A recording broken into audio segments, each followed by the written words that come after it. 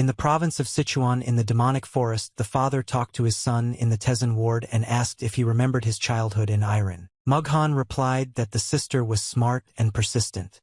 The father stood opposite and added that she literally grabbed everything on the fly. The old man raised his eyes to the sky and told the godfather that it was all thanks to the heavenly Yin. It was the previous head of the demonic forest and the current head of Taesang Cho Pension. Heavenly Yin was a feature of the body in which the energy promotes rapid progress, but using it the vessels are strongly influenced by the Yin energy. Some warriors call it a blessing, but the old man believed that for their family it was just a curse that took away a loved one. Mughan did not interrupt his father and listened to him, carefully looking in his direction. He thought his every word in advance. The man asked if the father regretted breaking ties with Iran.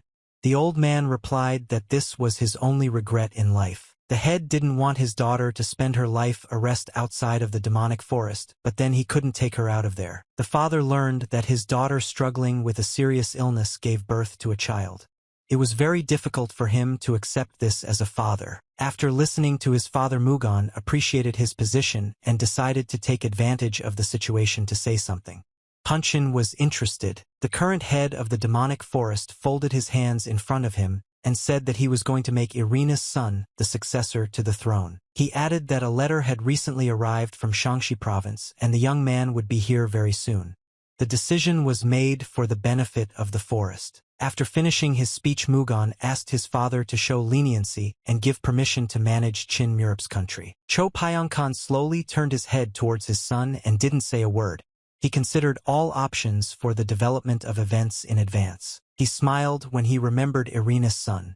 He was the old man's grandson, and he couldn't believe that he had grown up so fast. Meanwhile, the young man was in Shaanxi province. High rocks were located near the Yellow River, which were the creation of a mountain river. Suddenly the rocks began to shake as if from an earthquake. All the birds left the place to save their lives. The rocks continued to move more and more, about to fall. Pieces of stones have already started flying in different directions. Suddenly there was a loud explosion in this area, which was accompanied by a burst of energy. A battle was fought in this area. The long-haired youth blocked the enemy's blow, who decided to break one of the rocks to deliver a powerful blow to the enemy. This man was a young man with demonic red eyes.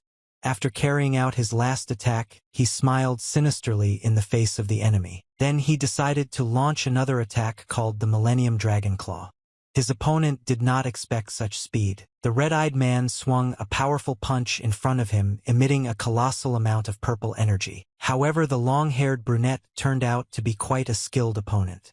He dodged the enemy's attack with one downward movement of his body. The young man looked at the dangerous hand of the enemy and thought about the fact that he avoided the attack at the very last moment.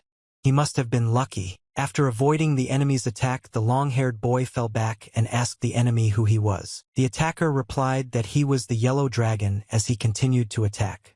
The young man called him a real fool, not a dragon. The attacker was indeed one of the 5 dragons, the Yellow King.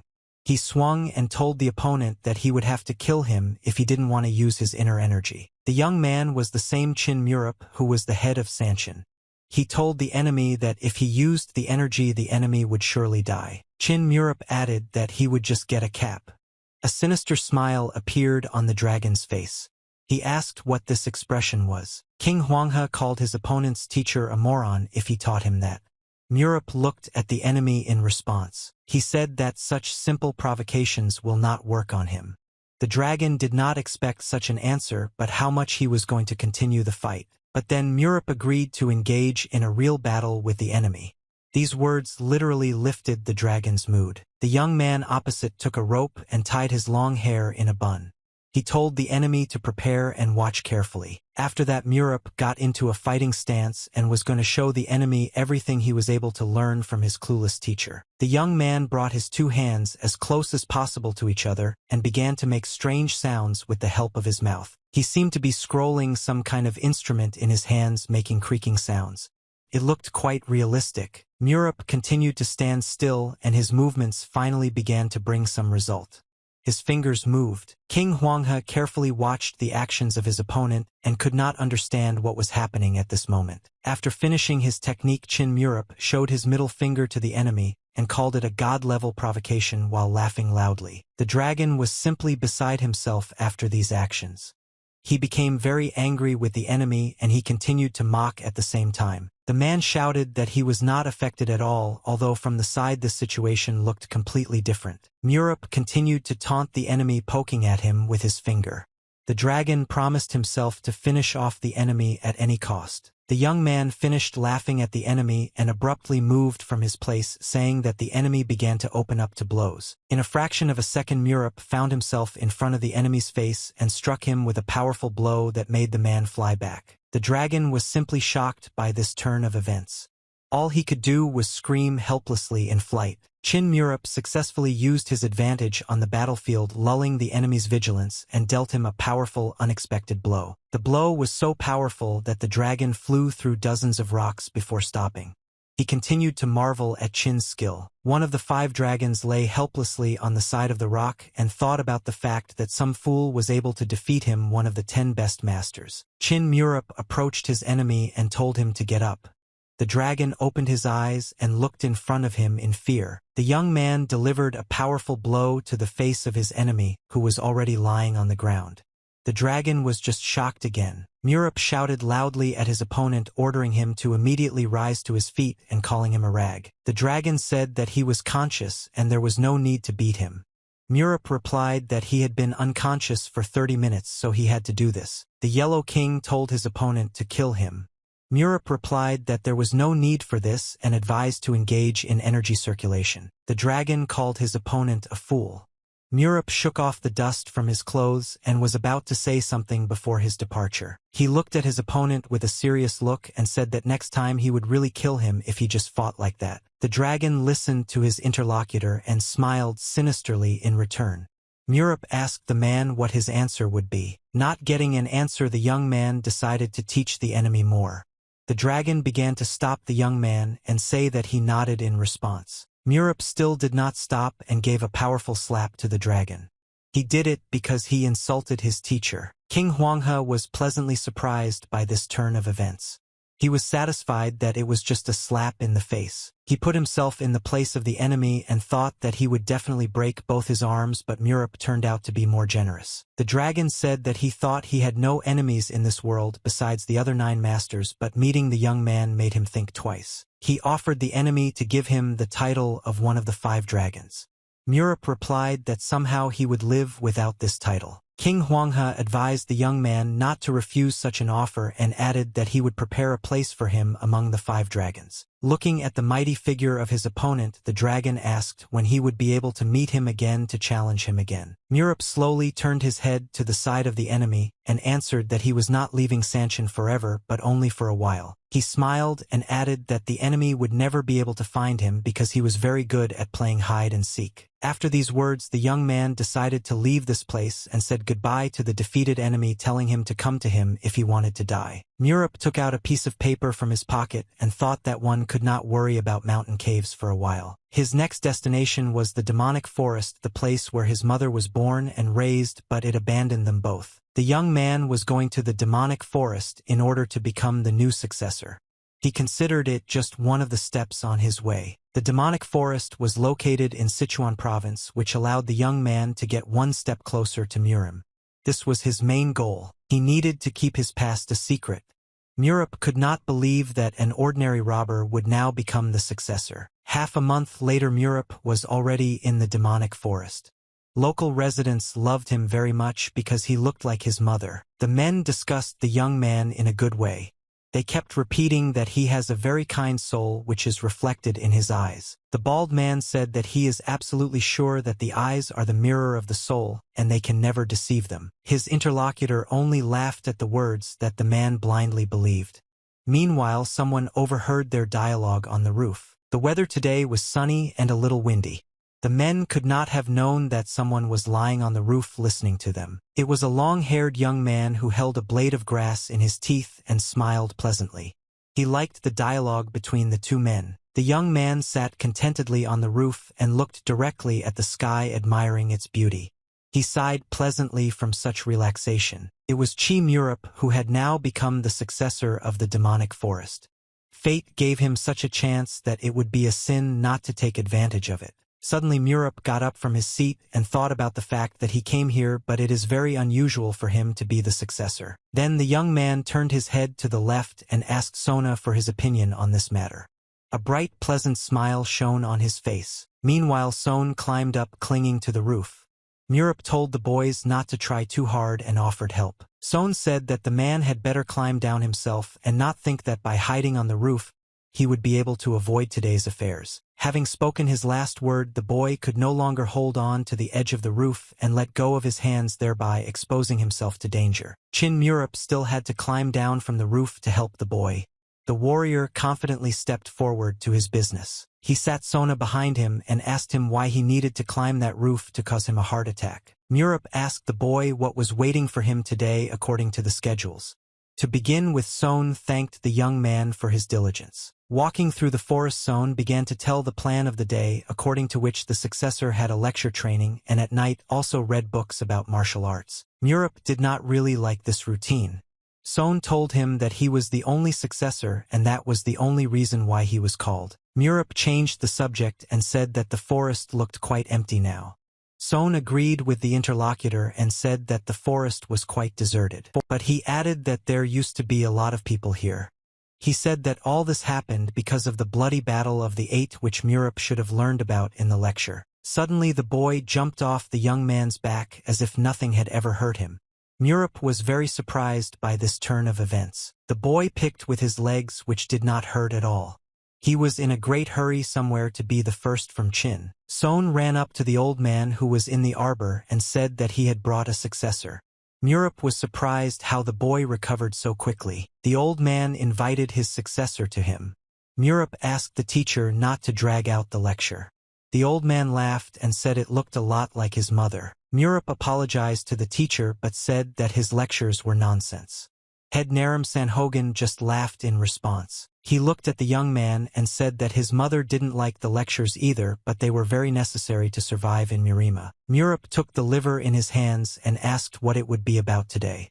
The old man was going to tell today about the warriors of Murimu Peak. Murup agreed to listen attentively because he believed that he would have to meet such enemies very often on the way. The old man asked the young man if he had ever heard of the top 10 masters in the world.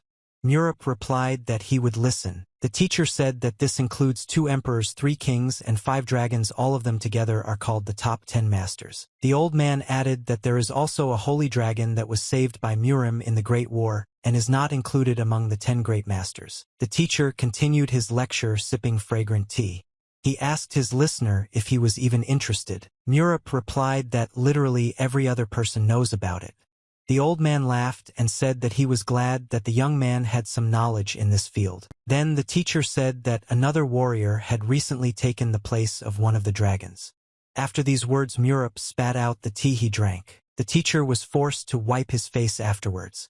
He added that he was the head of the Sanshin pack and was called the Master with 3 arms and 6 legs. He said that this psycho is really elusive and no one can defeat him. His nickname was the Mountain King and he owned all the mountain caves. Chi-Murup could not believe what he had just heard with his own ears. He could not put 2 words together and the master was constantly with him. The young man remembered in his head the moment when his opponent in the mountains promised him a place among the 10 best masters in the world. Now he realized that the enemy was not joking and had really given him his place. Chi-Murup was simply shocked based on this situation. A little girl was hiding in a cave in a dark, dense forest. Her brother told her to hide in the cave and wait a while. He himself was going to hide in another place. The young man ordered the girl not to leave the cave under any circumstances until the sun rose. Suddenly the young man began to make strange voices that were looking for the enemy. The boy became very wary and ordered the girl to quickly hide. He himself decided to leave this place so as not to endanger the girl. In the evening there was a torrential shower, so there were puddles on the ground. The young man entered one of these when he was quickly leaving the cave. He needed to hide from danger as quickly as possible. The guy just ran forward with all his might without even turning his head back. He was very scared and alarmed. He was pursued by a group of soldiers who were armed. They had almost caught up with the boy and were going to grab him immediately. One of the warriors took out a sharp short knife from his arsenal and threw it in the direction of the little one so that he could not run anymore. A sharp weapon hit the boy's left hand and he cried out in pain. The wound was quite deep and did not allow him to run further. It was deep night on the street and the full moon illuminated the dense forest in which deadly events were taking place. The soldiers stopped the child who was holding his hand. The leader of this gang said that this is an unusual child and a child of Satan. Another warrior said that they had no right to touch children and those who did not study martial arts by order of the Dragon Saint. Taking out his sword, the man replied that it was because of such imprudence that the war started and a very heavy price had to be paid. He turned to his companions and asked if it was not they who had lost their wife and daughter because of this bloody war. The man himself lost his entire family. He didn't want to let the war start again, so he wanted to end the boy. He swung his weapon at the child and said that all the people from the hidden valley must die to prevent the second bloody battle of the Eight. Suddenly someone's voice stopped the wrongful actions of the warrior. The man did not understand what was happening and turned his head to the right. He saw in front of him an old grandfather and a young boy standing on a rock. The old man said to drop the matter as the boy was not guilty. The other warriors immediately took notice of the uninvited guests and told them to introduce themselves, asking if they were sometimes from the hidden valley. The old man replied that they were not from those parts. After hearing the answer, the soldiers told the guests to go away since this child of Satan is none of their business. The old man said that they had wrong judgments about this war and the hidden valley itself did not participate in the war against the Eight. One of the soldiers said that he was hearing about it for the first time and demanded to bring evidence on this account. Another partner said he didn't need any proof. This man believed that the evidence was superfluous in this situation and how much for him the boy was a child of Satan. He was going to kill the kid. Seeing that the boy was in danger, the old man ordered his student to help the little one, and he immediately rushed forward. He named his student Murap. The fighters were shocked at the speed of the little one and prepared to receive attacks from him. Murap moved towards his opponents with lightning speed. They called the boy a devil and began to panic. The warriors continued to shout loudly in surprise and said that the young man was about to use a devilish technique. Murap was not going to do anything like that and went through his enemies painlessly, just taking their weapons. One of the warriors immediately drew attention to the fact that he felt absolutely no pain, but he felt a touch in the area of his waist. Literally in a few seconds, Murap cleared his opponents and took their swords, ordering them to get out of here immediately. He saved the innocent boy and threw the swords to the ground. He once again turned to the soldiers and said that he would not do it twice. The fighters were simply shocked by this turn of events. They looked at this young guy and did not understand how it happened. Two of their warriors immediately decided to leave the battlefield after being left with absolutely no weapons in their arsenal. Only one man was left standing on the battlefield who wanted to kill the child. He was very angry at being disturbed. The man reached behind his back to get the knife. He was not going to retreat and wanted to defeat the uninvited guests. Murap looked directly into the eyes of his potential opponent as if saying that he was watching his every move. The man could not do anything about himself. Despite the age of his potential enemy, he was afraid to engage in battle and trembled. In the end, the last warrior on the battlefield decided to leave his cause. He was extremely displeased but could not do anything. The men who had just wanted to finish off the innocent boy were forced to retreat without weapons in their hands so as not to become victims themselves. Leaving the dense forest, the old man led his student to the slope of one of the mountains to tell him something important. Murap listened attentively. The old man talked about the fact that he once took a boy under his wing who eventually joined a group of 8 and started a war. He asked his young disciple if he was going to do the same. Murap said he would think about it. The teacher called the boy a scoundrel. The old man continued his story and said that he will soon have to go to the other world, so he has one important request for the student. The teacher wanted Murap to help him make money so that the inhabitants of the hidden valley could see light before them and not war. He added that thanks to Murap's abilities it is quite possible, although he will have to sweat through the Een seal. The guy offered to just kill that dragon. The teacher explained that such revenge would not end well. The old man decided to name the settlement that his disciple would defend Sanchin. He warned the boy that he too could be a target someday and should be careful. Murup exhaled and agreed with everything. The old man paid attention to the fact that the student was a bit careless and relaxed, so he decided to bring him to his senses with a shout. Now Murup was apologizing to his late master for becoming some kind of mountain king and one of the 10 strongest warriors. He himself did not realize this yet. His teacher, who was lecturing, tried to bring the boy to his senses, waving his hands. Murup remembered his teacher's first pupil, who was the leader of the 8 that started killing people. His name was Huang Unchan. With his techniques he started the bloody massacre of the 8, which took a lot of lives. And even now the warriors mercilessly kill the inhabitants of the Hidden Valley. That is why Murup hides his true identity and pretends to be a fool who has no idea what is happening in Murim. The young man cursed his last adversary who had awarded him such glory. At the next meeting he wanted to tear him to pieces. Finally the old teacher was able to coax out his student, whose pupils finally moved and he began to make sounds. The old man asked what happened to the young man. Murup replied that he was simply not feeling well and offered to finish for today. The teacher seemed not to hear the young man and was going to tell one last interesting story. Murup tried to stop the old man, but it was all in vain. In the demonic forest, a meeting was taking place in the Tezen chamber discussing the possibilities of further lessons for the successor. One of those present said that these lessons should not be delayed as they need a successor as soon as possible. It was the head of Naram Sanhogan who suggested that those present immediately proceed to the discussion of the truly important stage of development. Another man laughed at the old man and said that he didn't think he would say a word today. Sanhogan was shocked. The meeting was also attended by the chairman of Urim U Hassan. He behaved as seriously as possible and watched all the events. He turned to the head of the inner forest and said that even though Murup is the direct successor, he must be a blood descendant. The man doubted whether the young man had the opportunity to take over this title. He considered this the main problem in their conversation. Yu Hassan turned to the head of the chamber and said that none of them perceived the unexpected appearance of this young man as a positive phenomenon. He added that simply accepting it would be unwise.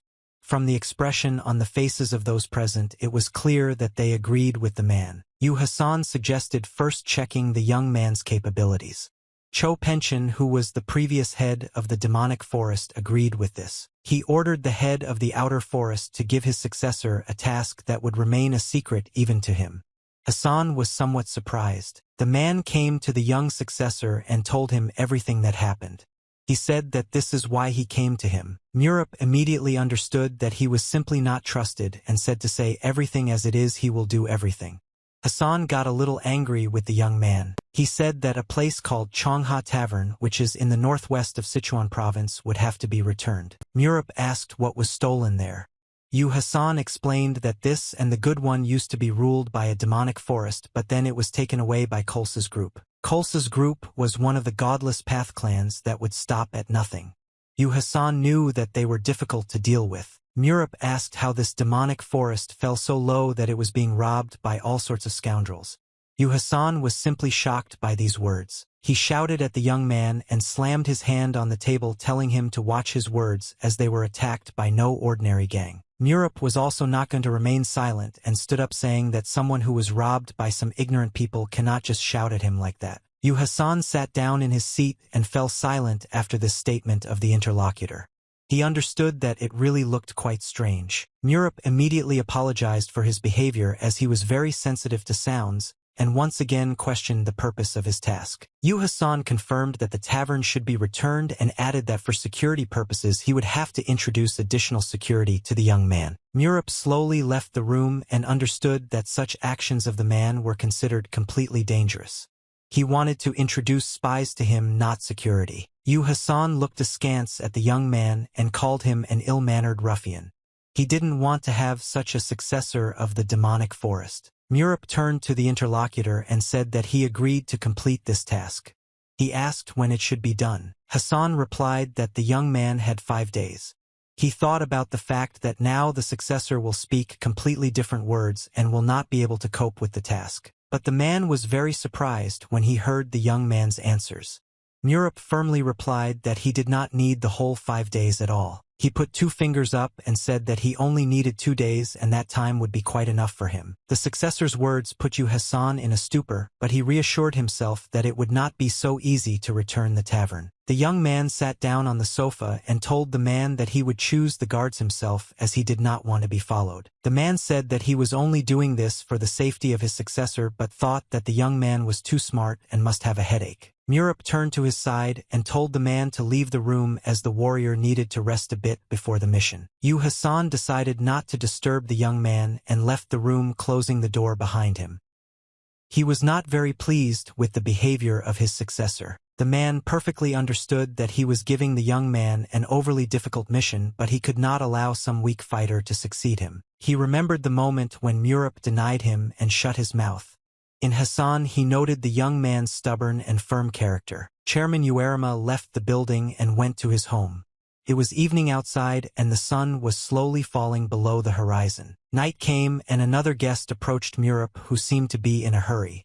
It was another bent man. The head of Naramu burst into the young man's room and shouted loudly.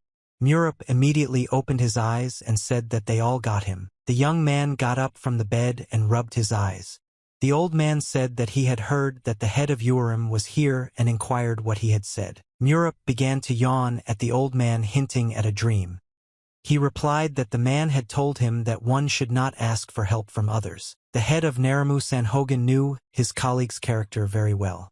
He assumed that this old man must have given the young man a very difficult task. Then Sanhogan decided to take care of his current disciple and said that the mission could not go beyond the demonic forest. Pouring himself tea, Murup announced that he would choose the security himself and added that the lectures would have to be suspended. Sanhogan perfectly understood that the young man did not like a lecture at such a time, so he agreed. He asked if he really needed help. The young man raised the cup to his mouth and said that if he had already been ordered to do so, he would not do anything, especially since he was in someone else's territory. Song Hogan once again questioned whether the young man would definitely be able to complete the task. Murup only smiled in response to the old man after these words. He asked why talk about it now if nothing has happened yet. The old man was simply shocked by the young man's hypocrisy. He looked at Song Hogan with a pleasant look and continued to smile.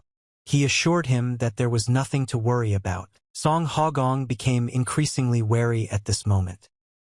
He stared at the young man's strange smile and could not understand his intentions. Murup threw a robe on himself and told the old man not to follow him. Song Hogan asked the young man where he was going. Murup wanted to breathe air. The warrior stepped out into the fresh air and headed forward with a smile on his face. It's time to find an adventure for your fifth point. Under the guidance of the full moon, Murup went in search of adventure. He didn't know where he was going, he just wanted to take a walk. Despite the short walk, the young man still took care of his feet and put on shoes as warm as possible. He walked forward and thought that his guide named Son was already asleep due to the fact that very little time had passed since his arrival. The young man stopped in one place and looked straight ahead. Now he realized that the guidebook would certainly not have hindered him. Murup sees only one bamboo in front of us and nothing else. The young man could clearly state that he got lost in the forest. Suddenly the warrior heard strange sounds from the forest which immediately attracted him. It looked like something like a traditional musical instrument. Murup decided to go to the sounds and find a musician. Even before arriving, the young man could appreciate how well the music played. Murup walked through thick thickets, parting the bushes in order to find the musician and come to the sounds of his musical instrument. Finally, the young man came out of the bushes and saw in front of him a man who was sitting on the bank of the river and playing a wonderful melody for the whole forest. The musician held a bandura-like musical instrument in his hands and sang along to the sounds of his melody. The man was absorbed in his song and did not notice anything around him. He just sang a song that was full of love meaning. The musician had no idea that someone could be watching him just up close. Murup was not going to disturb the man. Suddenly Music raised his eyes and saw a stranger in front of him. He immediately stopped singing and lowered his voice. Murup was delighted with the man's music. He didn't say anything, just looked at him with a smile on his face, appreciating the music. The man was simply shocked and after a while stopped playing completely. He was very embarrassed that someone heard him. Murup decided to smooth over the situation around him and told the man that he sings very well, clapping his hands. The young man began to repeat the words of the song and mock its love meaning. The musician was simply outraged by such behavior. Continuing to laugh, the warrior asked the musician what his name was. The man replied that he was Udiha and served in the Black Sword Squad. Murup asked the man what he was doing in the forest late at night. The musician said he was spending his last days as a warrior. Udiha immediately recognized the man everyone had been talking about lately and added that he must not pick up a weapon. Murup asked why. The musician asked the interlocutor what color the moon is now. Murup did not quite understand the question and answered that it was yellow. Udiho only laughed at the man's answer. He behaved quite strangely and without respect for the heir to the throne. He raised his eyes and looked at the interlocutor. He said in a sad voice that he sees everything in black and white. Murup immediately understood that the man had failed his mission because of this. Udiho is pleasantly surprised when the man guessed this. The warrior had revealed in the past that he was the commander of the Black Sword Squad in charge of a special assignment in the demonic forest. The man told someone that everything was fine at first. They were assigned to deal with strangers who invaded the territory of the Northern Division. At some point, because he heard that one of his wards was calling the commander for help, Udiho immediately rushed to help. He quickly finished his battle and headed forward to save one of his charges from danger. The man made a powerful attack called a shard destruction and was able to hit the enemy, saving his ward. But there was one problem.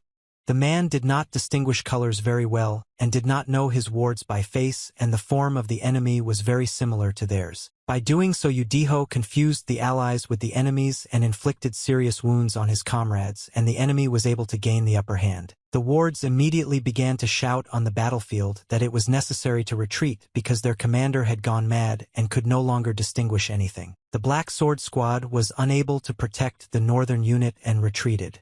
After that, Udiho was demoted, but he was no longer able to hold a sword. The man told all this with sadness in his voice.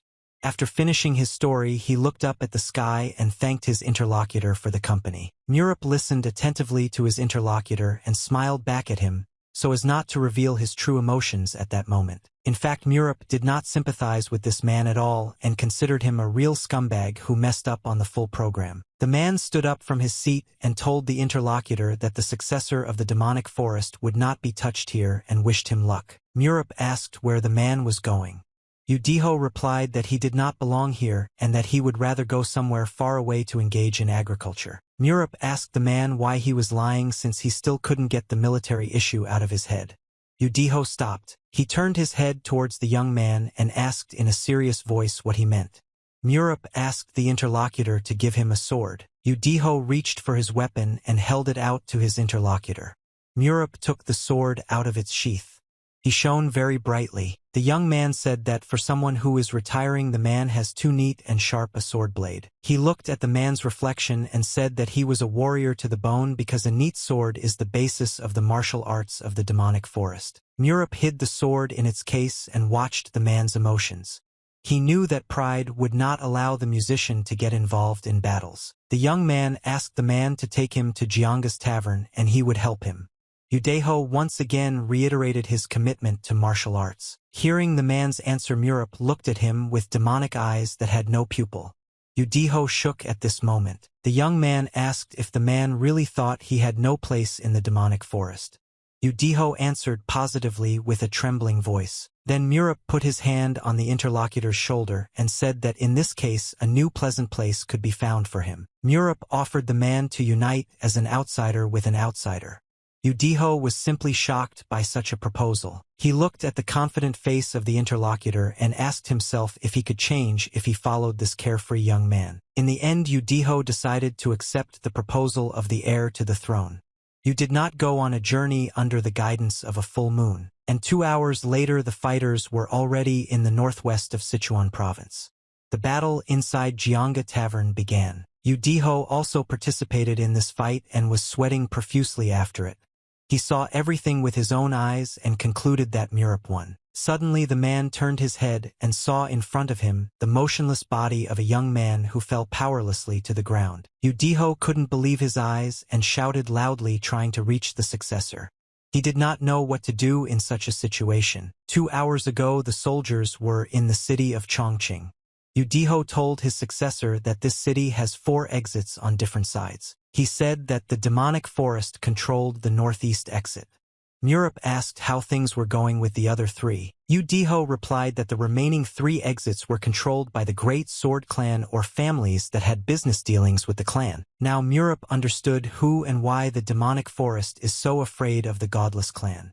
Turns out that larger fish are introduced into this sea. Muripa was interested in the possibility of carrying out his mission, and he asked if the big match would interfere if he attacked Cole's gang. Udeho replied that he would intervene if there was a reason, but they also did not want an all-out war as it would lead to heavy casualties. Murup looked at his interlocutor and asked what chance they had of winning the battle against the greatsword. Udeho replied that it would be an unequivocal defeat as the scale of the fighting force was impressive.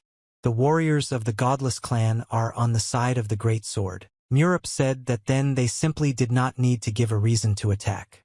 Udiho asked the successor what he was going to do. The young man replied that they were going to enter a small institution. He meant the tavern he was going to pocket. Murup told his partner to go for a walk in the market and he would make a little noise here. Udiho was simply shocked by such a decision. The young man approached the front door and ordered the interlocutor not to go inside under any circumstances as he had a reason to do so. Udiho was forced to agree with his current partner.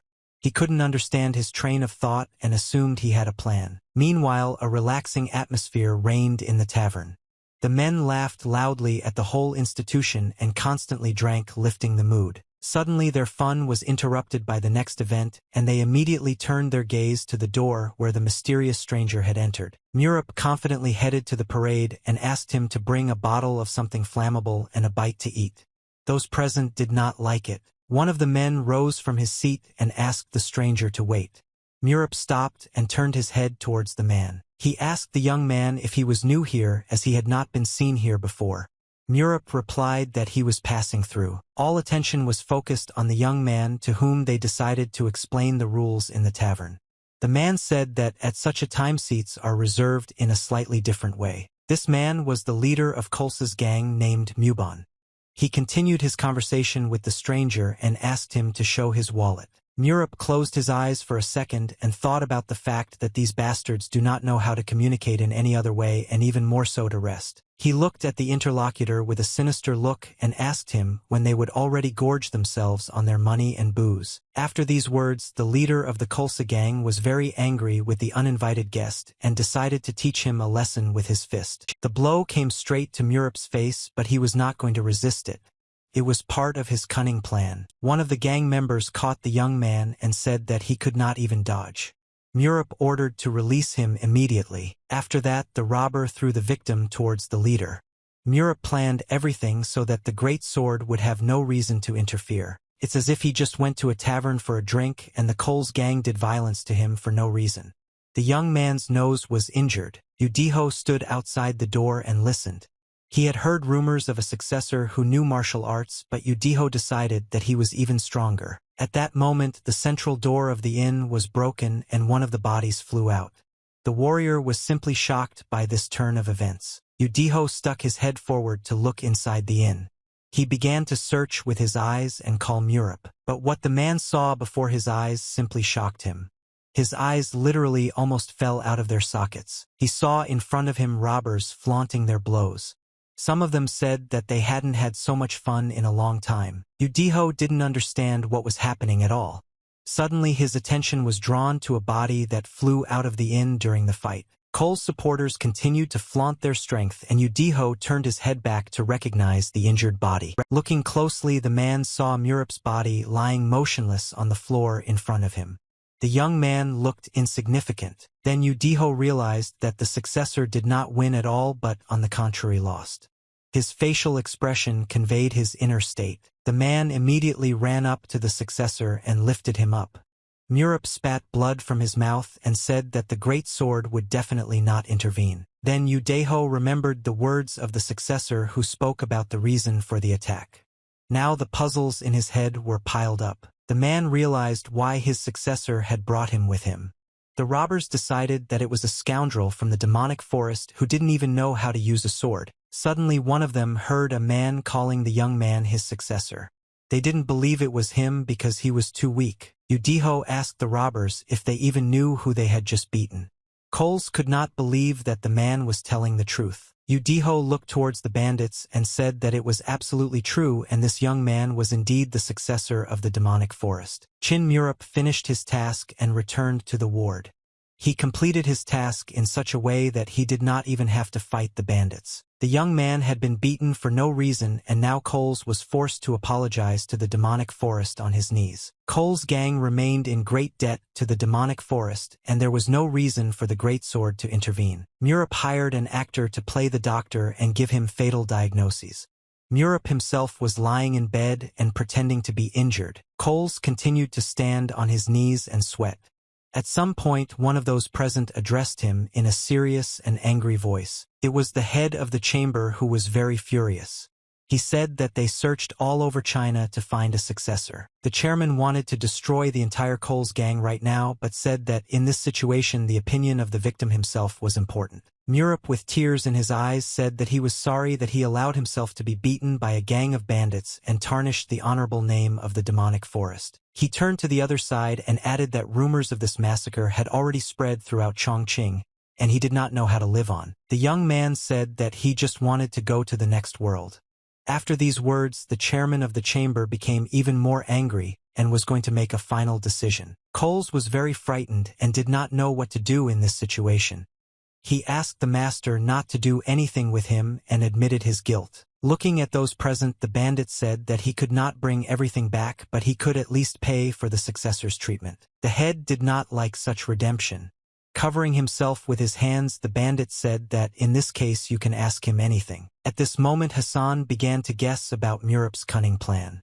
He could not believe that the young man had decided to go to such extremes. The man glanced at his successor, who was lying helplessly on the bed and pretending to be sick, but he really wasn't. Murup showed his eyes to Hassan, and they did not look pitiful.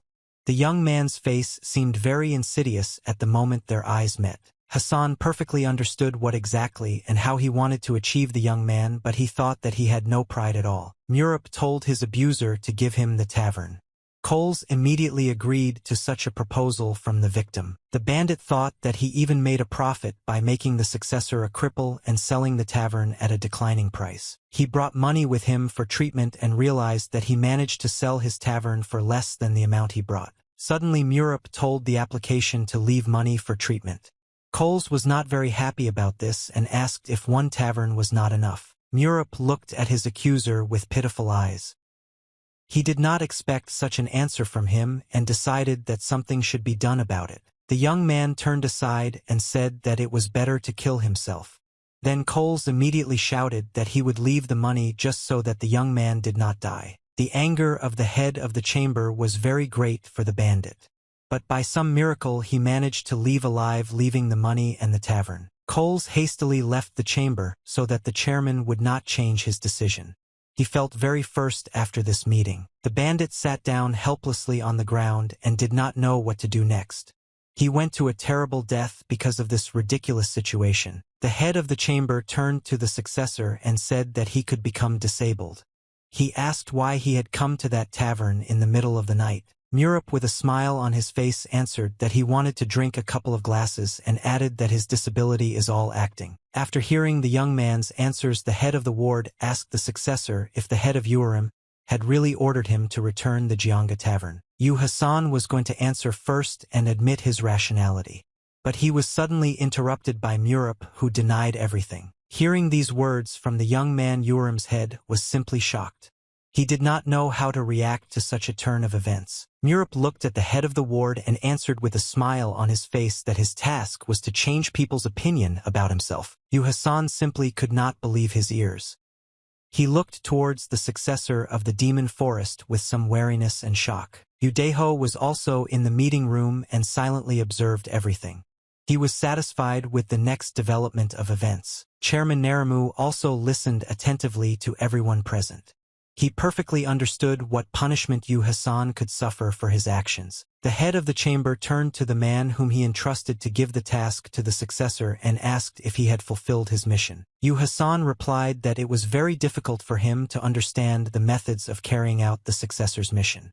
Those present doubted his words. The man added that as much as he needed to change his opinion about himself, the young man completed the task. Murap left the meeting chamber. When the young man was about to leave the building, Hassan stopped him.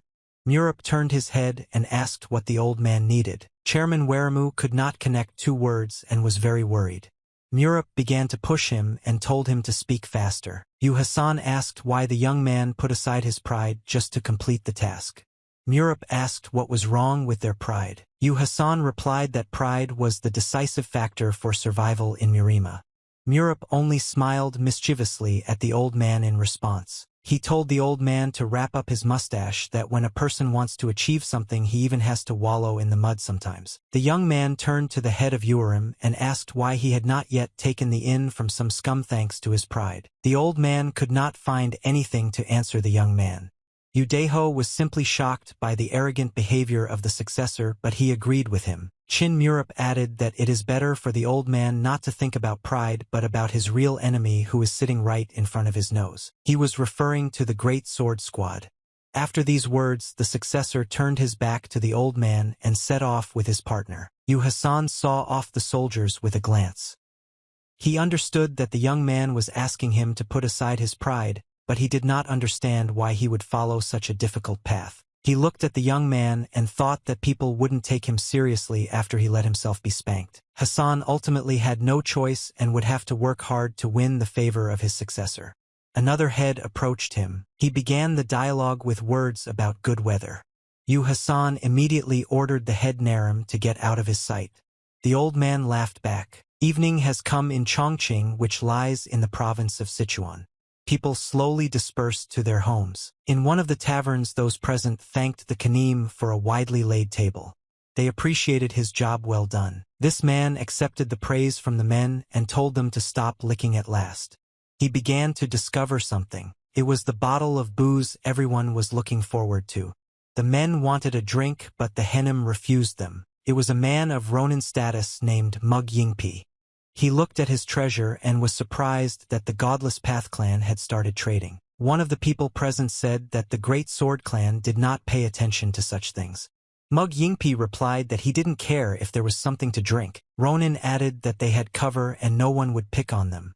Suddenly the dialogue was interrupted by a bald man who burst into the inn. Mug Yingpi heard the cries of the man who was calling for him. He turned his gaze to the left to look at him. The man ran as fast as he could to tell the gentleman the news that was supposed to literally knock him off his feet. A big trouble happened. The herald went to the table where the Henim was sitting and took hold of his drink. He said he wanted a drink. Mug Yingpi was in shock. The man began to drink this expensive drink and others tried to stop him. However, the herald paid no attention to anyone. Mug Yingpi was very angry at the uninvited guest who interrupted his rest, but he still dared to drink a drink. Those present informed the man that this alcohol was obtained through blood during a shopping trip. Lysi immediately started apologizing. They continued to be angry with him and promised to rip open his stomach if it was the will of the Chenim himself who owned the alcohol. Suddenly this man's speech was interrupted by someone's strong hand falling on his head. The man turned his head to the side. It was Mug Yingpi, who was shocked and angry. He pushed the man aside and told everyone not to interrupt him. Seeing the fury of the Chenim, the messenger realized that he might not be able to say hello. Ronin addressed him as Hiktu. Mug Yingpi stood up to his full height and looked at Hikta, telling him that if he blew the elephant's fly he was hooked. Hiccup was very frightened and was still shaking when he started to speak. He asked if the Hyenim remembered Cho Yiren from the demonic forest. Mug Yingpi clarified whether this was the same woman who disappeared 30 years ago. Hiccup replied that he was continuing to sweat. The Ronin looked at the messenger with a serious look and said that he would not be able to forget this woman, who is the daughter of Cho Pyeongkon. The man remembered her extraordinary beauty and added that if she hadn't died from heavenly in Sichuan might have been different. Hiktu confirmed every word Henim said and moved on to the main news. He reported that the son of this woman appeared in the demonic forest. Mug Yingpi could not believe the messenger. He asked how a woman with such a disease was able to give birth to a healthy child. Hiktu replied that it was completely true and the demonic forest was in turmoil right now, although according to the man the successor would not help them. Mug Yingpi looked into the man's eyes and asked if the successor possessed martial arts. The herald replied that he did not know this. Henim was very angry after receiving this news. He grabbed the weapon, thereby scaring Hikta. The herald began to make excuses and beg the Lord for mercy since he was not guilty of anything and conveyed what he had heard. Mug Yingpi walked past the man with the weapon in hand and told him to relax. Hiccup could exhale. The Ronin was asked where he was going, to which the man replied that he needed to repay the Greatsword clan. Mug Yingpi set off on his way. The idea of a successor did not leave him. Now the Ronin were covered by the influential Greatsword clan. Due to the fact that there was no successor in the demonic forest, the Greatsword was considered the master of the province, but suddenly Cho Yiren's son appeared. Mug Yingpi thought that if the young man inherited his mother's genes, and also mastered martial arts, then he became a true master. The man walked forward and couldn't understand just one thing: how such a master could get kicked by Cole's gang. He guessed for sure that this was not the end of the story and that everything was not clean here. Ronin was going to deal with everything on his own. Meanwhile, a meeting was held in the Tezen chamber. As always, the heads of all the districts of the demonic forest were present at it. The head of the demonic forest finally appeared at the gathering, in whose absence many interesting and dangerous events took place. Cho Mugon sat in the center of the table and said that he had been told all the news on the way. He immediately inquired about Murup's well-being. The successor sat at the other end of the table. He replied that everything is fine and apologized for the inconvenience. Yu Hassan immediately decided to take the blame. Cho Mugon raised his hand and said that he was not going to punish anyone. The head of the demonic forest turned to head Naram and asked if he had found a suitable place for Murup. The old man raised his finger and said that he had found it. He proposed the temple of Piso but was immediately rejected. The man opposite said that his temple would not be suitable for the successor. He did not want to listen to anything else and said that there were no seats. Those present went through many temples and departments, but they could not come to a common opinion on who would take his successor. Cho Mugon understood that no one wanted to take Murup in because he was beaten by a gang of robbers. Suddenly someone suggested an idea. It was Urim's head. Mugon asked what he wanted to say. The man proposed to create a separate institution for the successor. He cited the Northeast Bureau as an example. This idea did not immediately appeal to Chief Naram, as he knew the background. In the past, the demonic forest occupied a prime position in Sichuan province, and the southeastern city of Chongqing flourished. However, when the power of the demonic forest weakened in the province, the Northeast Bureau was the only body left. The head of Naramu looked at his face and thought that he wanted to set up his successor again, putting him in danger. V. Gason was asked if there was still a sales outlet on that side. The man replied that it was Jianga Tavern, which had been returned by the successor. After these words, Naramu's head could no longer hold back. He menacingly asked why the man wanted to spite his successor. Ugason said that was not the point.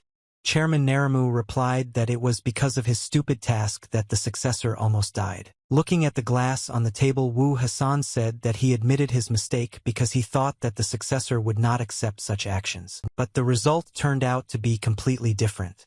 In Hassan, he recognized the successor and was even able to see great potential in him. Udeho, a colorblind warrior, was also present at the meeting.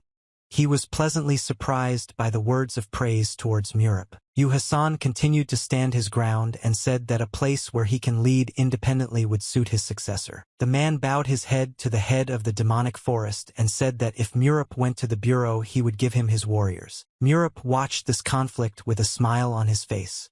He admitted that Urim's head was not so boring anymore. Cho Mugon asked Wu Hassan if he could imagine the consequences of his proposal.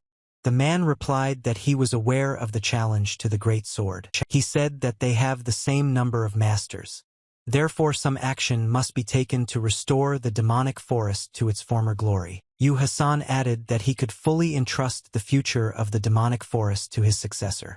Chief Naramu could not believe his ears. The head of the demonic forest asked the successor himself for his opinion.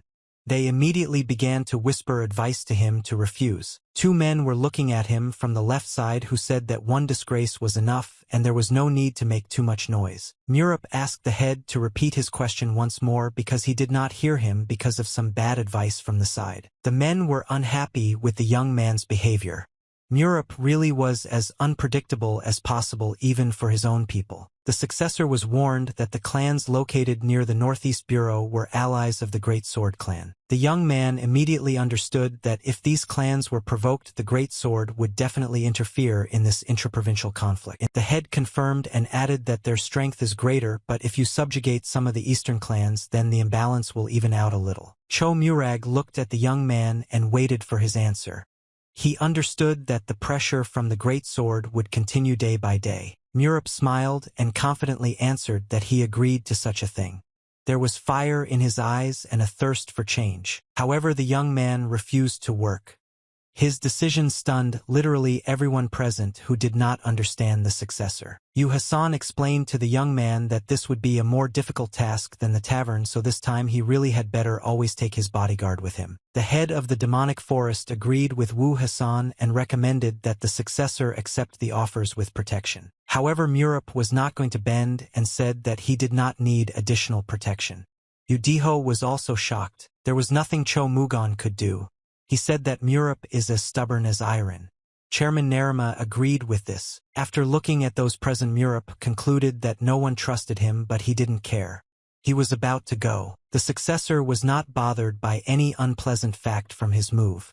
He said that he would return to the ward the very next time. And approaching the door, he added that this time would come precisely when he would capture the Northwest for his possessions. The two people were talking in the room at night about Jianga Tavern and the mysterious events that had started happening recently. It was Mug Yingpi who was informed that the successor of the demonic forest had returned the tavern without weapons so that they could not interfere. The interlocutor opposite closed the book and added that he had never seen the successor but already felt a connection between them. It was the successor of the Great Sword named John Wagi. He said that he was looking forward to meeting Chin Murab. Chin Murab again went to the bamboo forest in search of adventure. This time he felt more confident in the area. Suddenly he heard some strange noises around him, but he assumed that it could be. He asked if it wasn't Jin Huan at times. Behind the successor of the demonic forest, a man with a weapon behind his back landed and confirmed the young man's guesses. The warrior wore a black mask and hid his face. He introduced himself as Seo Jin Huan, the head of a secret squad from Songkon. Murab warned his charge not to come here as they were being watched, perhaps even now. Jin Huan admitted his guilt but could not leave the king alone. He asked the young man for permission to follow him. Murab called the man stubborn as a donkey smiled and asked where he lost his squad on the way. Jin Huan replied that the warriors were waiting outside the walls of the fortress to be able to immediately spring into action in case of need. Murab told the ward to prepare a place for the warriors to spend the night, but Jin Huan objected that they might be exposed. The successor of the demonic forest said that no one would venture that far. Jin Huan agreed to carry out the order, but that was not all the man wanted to say. He looked at his king and asked him for some more attention. Jin Huan took notice of his king's height. The young man replied that his guesses were correct and that he had indeed almost stopped growing. He added that when the growth was complete, he would be able to use the energy that the master had sealed inside him. Murab decided to give his ward one more task since he was already in these lands. Jin Huan waited impatiently for the master's words to continue. He was loyal to his king and completed any task. The allies continued their conversation in the bamboo forest. Murab provided a task for the ward and he agreed. Murab finally went to the northeast of the province where after that things went up at a rapid pace. The heads of Urim and Narim financially supported the successor and the Chongha tract had a new life after the Kholsa gang. A muscular man in the tavern greeted the successor on his arrival. He was definitely in a slightly elevated mood. There were two of these men and they said that they were ready to serve the successor both day and night throughout their lives. The Northeast provided the workforce in the form of muscular chefs. One of them was called Puge and the other Adan. He was a waiter. Murab greeted the new staff after a long absence. He asked them to prepare something quickly. The cheerleaders immediately ran to fulfill the whim of their new boss. With such thugs no one will rob the inn for sure. Daiko asked his successor what he was reading. Murab replied that it was a book describing the situation in the northwest. The young man learned that there are many gangs in these parts. Diho added that Kholsa's gang and Muva are here for trade. Other gangs earn money through transportation and transportation. Murup gave an interesting welcome to the page about the Coles gang. Meanwhile, a delicious lunch in the form of noodles was brought to the successor's table. The smell immediately spread throughout the restaurant. Murup read that the gangs of Kolsa and Muva did not get along and asked Diho what he thought was the reason. The man replied that they were competing with each other to stay afloat and continue to cooperate with the Greatsword clan. Murup started eating noodles. At the same time, he had a dialogue with his mentor and said that he was saying everything correctly. Ratpalm, one idea came to the successor. He turned his head towards Diho and asked the man. He said he was going to have to be an errand boy for a while. Diho was shocked and did not understand anything. Meanwhile, Chola's gang was hanging out at the Godless Path clan and drinking. Their toasts echoed one after the other. The last toast was made by the head of the Kolsa gang named Yuk Muban. He was holding a bottle in his hands and was about to drink to bankruptcy. Suddenly a man entered the inn and informed the master that they had come to him from the demonic forest. Muban was not satisfied. The herald reassured the chief and added that the guest had come with a gift. Muban replied that it was a completely different matter. The leader of the Kolsa gang said to let the guest in because he wanted to look at the gift. The ward went to let the guest in. Diho heard these words and decided to come in uninvited. He greeted the owner and said that they had not seen each other for a long time. Muban immediately recognized the shepherd who was next to the successor of the demonic forest and asked what he needed. Diho gave the box and said that the successor had ordered the gift to be given to the leader of the Kolsa gang. The ward took the gift. He immediately took the box to the head and he opened it. Looking inside, the man was very surprised at what he saw. They were fried cakes that the successor had sent as a gift in honor of the opening of the new tavern of Chongha. Muban was very angry and said that he did not need these cakes and that the tavern had ruined his whole life. Diho turned his back to the interlocutor and said that this was all he had. He promised to come back again tomorrow. Deko really gave the cakes and just left. Muban turned to his ward named Tebin and asked him to follow the guest. The leader of the gang felt something unclean and did not want a guest to come here every day, so he ordered to watch him. Tebin had been following the man in red all week. He was a master of tracking and a local heartthrob. He had been watching Diho for quite some time and noticed that he was taking rice cakes from the market and immediately going to Coles. During all the time Tebin was watching, he managed to learn almost nothing except that the man likes cakes. All the while Dejo bought only tortillas and Tebin decided not to offend himself either. He really liked them with bean paste. He told all this to his boss. Muban was simply shocked by what he heard. His ward did nothing but eat. Tebin replied that these words were offensive to him because he was gathering information, and now only rumors spread through the city. Tebin said that people began to think that Cole's gang was now friends with the demonic forest. Muban asked why. The ward explained that the man in red visited them every day and the Muva gang decided that it was a direct alliance. And then she spread the rumor that they were friends. Muban was simply shocked to learn such news. His eyes rolled onto his forehead. Muban was very angry and shouted at the whole inn. His screams about killing Chin Murup could be heard in the street. Meanwhile, Murup sat quietly in his inn. Deko asked the young man if it was necessary to carry the cakes again today. Murup replied that there was no need for this anymore since people definitely suspected something and started spreading rumors. Meanwhile, Muban was on his way to revenge. Murup did everything to ensure that the Coles gang could not continue its existence. As soon as the successor mentioned the head of the gang, he burst into his premises, kicking open the door. Murup smiled at the guest and told his cooks Puj and Adan to bring him drinks. Muban said he was definitely not a guest here. Murup told the man to sit down or his red face would soon crack. The leader of Kolsa's gang approached the successor's table and broke it with his foot, asking if the young man knew why he had come. Murup looked into the man's eyes and smiled mischievously, assuming that he had come to the inn to drink a glass. Muban could not contain his anger at being taken for a fool. He said that he does not need to be fooled and that he knows everything. The man said that now the successor will start to fear him. Murup's wards were ready to help Mr. Murup asked why this man did not want to drink with him. Muban replied that he would rather break the bottle on his successor's head. Then the young man decided that he had nowhere to go and got up from his seat. He turned to his subordinate with a request. The young man told De to close all the windows and doors as the working day was over and ordered the cooks to go to the kitchen. Muban asked with a sneer why he was so ostentatious because he must not forget how he got the devils last time. Murup advised the one cleaning up the mess behind the big sword to shut up and headed for the door. Muban asked why the young man was running away. Murup said he would like to run away but not today.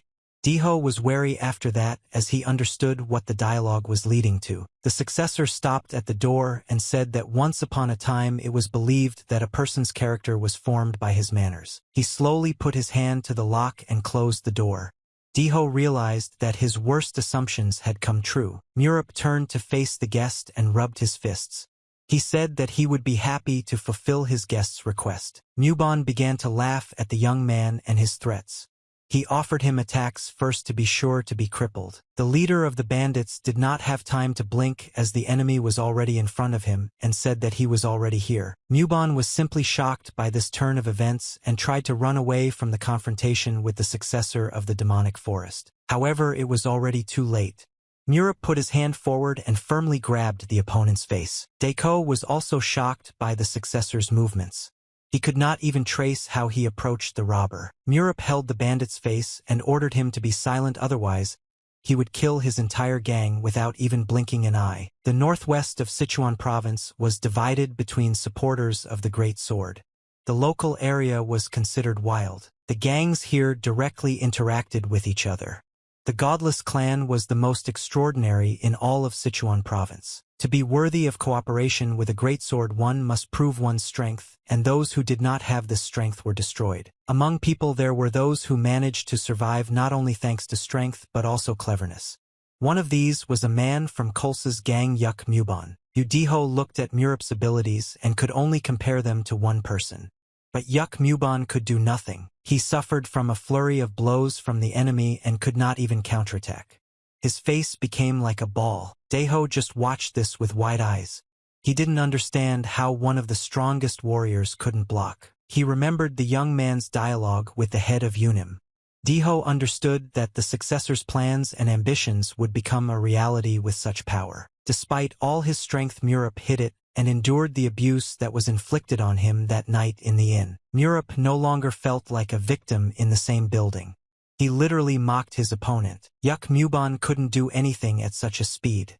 He barely noticed the movement of the threshold with his half-open eye. At some point the man got tired of being bullied and got angry at the opponent swinging his fist at him. Muban countered with a powerful blow, but Murup easily dodged it with just one step to the right. After that, the young man again grabbed the opponent by the face and blocked his breathing through the oral cavity. He began to squeeze the robber's face in his left hand with all his might.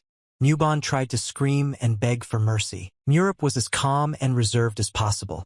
He addressed the enemy in a cold, quiet voice. The young man repeated once more, looking into his eyes, that if the robber screamed, he would destroy all of his sixes. Muban had no choice but to accept this. His mouth literally couldn't exist on its own at this point. He couldn't even imagine that the enemy's attacks would be so strong. The man felt that he would not be able to hold on for long. Murup's skills were far superior to Muban's. The bandit was on his knees and decided to surrender to tell everything to the Great Sword. Suddenly the successor released the bandit and ordered Deho to follow him. The ward asked where the young man was going. Murup replied that he was going to destroy Cole's gang for not fulfilling the conditions. Muban was dripping with sweat at this moment. He looked at the successor's demonic figure and was simply shocked. He understood that the young man would not be joking. Then the man decided to take the next step. He apologized and admitted defeat to save the gang members. Deho turned to his successor and informed him that he was being too loud and needed to calm down a bit. Murup raised his head to where the people were and agreed with his partner. He added that the robber must be lucky. Murup agreed to spare Cole's gang, for which Muban was immensely grateful, continuing to kneel. He fell on the floor and continued to thank the master for his kindness. Muban sank to the lowest level of pride. Murup decided that the head of Coles could afford to treat him and asked his cooks to organize a dinner for them. The successor of the demonic forest looked at the enemy lying on the ground and said that he was treating him today. Muban was not very happy with this ending. Tears appeared in his eyes and he mentally called his successor. After a few minutes Puge and Adan organized a wide table. Murup invited his cooks to join as well. The successor said that they had something to talk about and motioned to sit down and not spoil his good mood. The wards were somewhat shocked by their master's decision. This was especially noticeable in Diho's facial expression. In the end, they sat down at a wide table and Murup thanked everyone for their presence. The young man asked for attention to his next words. He started talking about his abilities that he had to hide, and it was related to the demonic forest. He wished that everything that happened today would remain a secret and the head of Yuck would just come to him for a drink. He asked the bandit if he could keep his mouth shut. The man folded his hands together and promised to be a grave. Murup offered to have fun but noticed that something was bothering Diha. The warrior asked the young man if he was really a thief. Murup raised his head proudly and asked how the man even dares to call him a thief after this situation. Immediately the demonic forest successor ordered Yuku's head to fall to the floor. Muban immediately accepted the thrust lying down. Then the young man asked Diha who he really thought he was. The man replied that he considered his mentor to be completely evil. Murup suggested asking Yuck's opinion and asked him if he thought the successor was the thief. Yuck Muban stood in a pose on his hands and thought that the young man was just a smelly dung and cattle that was wrangling a successor. But he replied that he was not a thief because he had spared him. Murup allowed Yukov to take his seat. Diha watched everything. Murup explained to Diha that martial arts are a tool for killing and everyone uses them differently, so arguing about good and evil is stupid. The young man said that there are people in the world who are forced to hide all their lives because they have the roots of those who are going to be killed. He gave the example of a child he met many years ago. She managed to avoid being killed by a miracle, and it's all because of her roots. Those present listened attentively as the successor said that for him the art of fighting is survival, and if you are dead there is little point in kindness or malice. Diha folded his hands as a sign of respect and said that he would submit to the master, and in his mind, he thought about what kind of life the young man had lived. Murup looked at the injured head of the bandit who was nodding and said that he was right and we should start having fun immediately. It was the only thing that could make Yuck happy, booze. He caught himself thinking that he was only living for her sake. The bandit laughed loudly and said that now he was definitely happy. Meanwhile, they were watched by a man who could not understand what the interlocutors were talking about so cheerfully. He realized that the rumors might indeed be true and the Coles gang had chosen an alliance with the demonic forest instead of the Great Sword Clan. The scout left the roof of the inn and was going to inform his people that the successor of the demonic forest and the leader of the Kolsa gang had formed an alliance. Murup heard something stir on the roof. Diha asked the young man where he was looking and what was the reason for it. He said that there was a rat on the roof but it escaped because of Yuck's laughter. The young man offered to continue drinking and they clinked glasses. Murup asked Yuck where he learned to drink like that. The bandit replied that he was one of the best drinkers in the Godless clan. Suddenly Murup offered to invite the Northwestern Alliance for a drink. This made Yuck spit out his drink back. The bandit thought that he heard and asked again. Murup's cook was full of alcohol. The young man himself wanted to learn more about the alliance. Yuck reported that they are meeting with members of the alliance and drinking. This happens about once a month. While drinking, Murup asked when the next meeting would be. Yuck replied that the last one was 10 days ago, so the next one is not soon. Putting a glass on the table, Murup confidently said that there would soon be a meeting of the Northwestern Alliance and told to call him. Yuck replied that the meeting could be postponed if nothing happened and then we would have to wait quite a long time. Murup smiled wickedly and accepted the information. He said it would be a special case for which he had a plan. The young man assured that something will definitely happen soon. An elderly man was heading down the path with a gun on his belt. He was a real warrior, so he immediately noticed that he was being followed and told his abusers to appear immediately. A spy with long blonde hair immediately appeared on the roof. The man below stood and watched the young man. It was the same head of the secret squad named Jinhuan. He went on this mission on Murup's order. He turned to the fourth head of the northwestern part of the province named Quan Hakebek and announced that he would go with him. Jinhuan said that it was a normal painless mission, and if the man behaved well he would even set him free. Quan Haibek immediately realized who had stolen the remaining heads of the alliance. He assumed that it was not usually a gang but professionals. That is why the chairman hired two-headed sword masters at his disposal and told them to appear right now. He informed the enemy that the technique of the two brothers was similar to a divine sword. But one of the brothers didn't look good. The same could be said about the other brother. The man saw them in front of him and was simply shocked. They had already been caught and defeated by a man who said that he did not even notice the strength of these famous brothers whom he held by the collars. It was a member of Chu's secret squad. He turned to the vice chairman and said that he was late because his mercenaries were incapacitated. Quan Hai Bek couldn't believe that Sichuan's best swordsman had been defeated. The man was ordered to shut up if he did not want to be in their company. The old man got angry and charged into the battle, saying that no one could talk to the vice chief of the great sword like that. However, Chu was prepared for this. He met the enemy with a powerful blow, the speed of which the man could not keep up with. Quan Hai Bek did not expect such a turn of events, but there was nothing he could do. He fell to the ground and lost consciousness. Jin Huan wasn't too surprised by his ward's behavior. He asked him to be a little more restrained. And Chu asked why they couldn't just kill everyone in this great sword since no one here was capable of anything. Jin Huan replied that the king had his own plans. He said that he would figure it out himself, and Chu ordered to go to the master. The young man asked the big man if he had forgotten how to address the king. And Chu replied that he would now be a Ranin, and their master is now the successor. The man took off his mask and showed the sinister smile of a real thief. He was pleased that he would finally meet the Lord and be able to tell him how he had grown up and what he had achieved. Jin Huan stopped his charge and told him to turn his face towards him.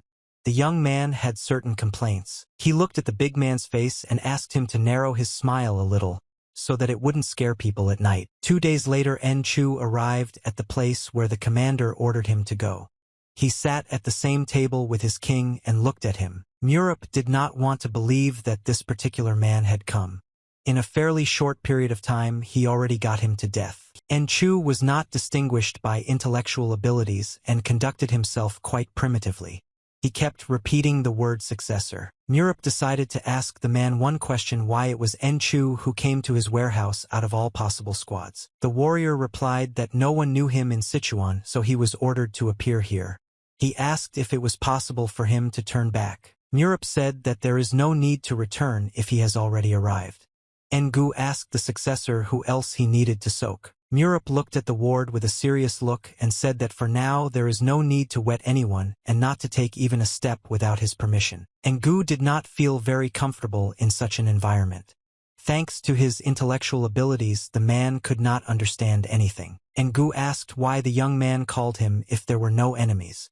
Murup slapped his hands on his face out of hopelessness. He replied to the man that he was calling anyone, but he was the one leaning back.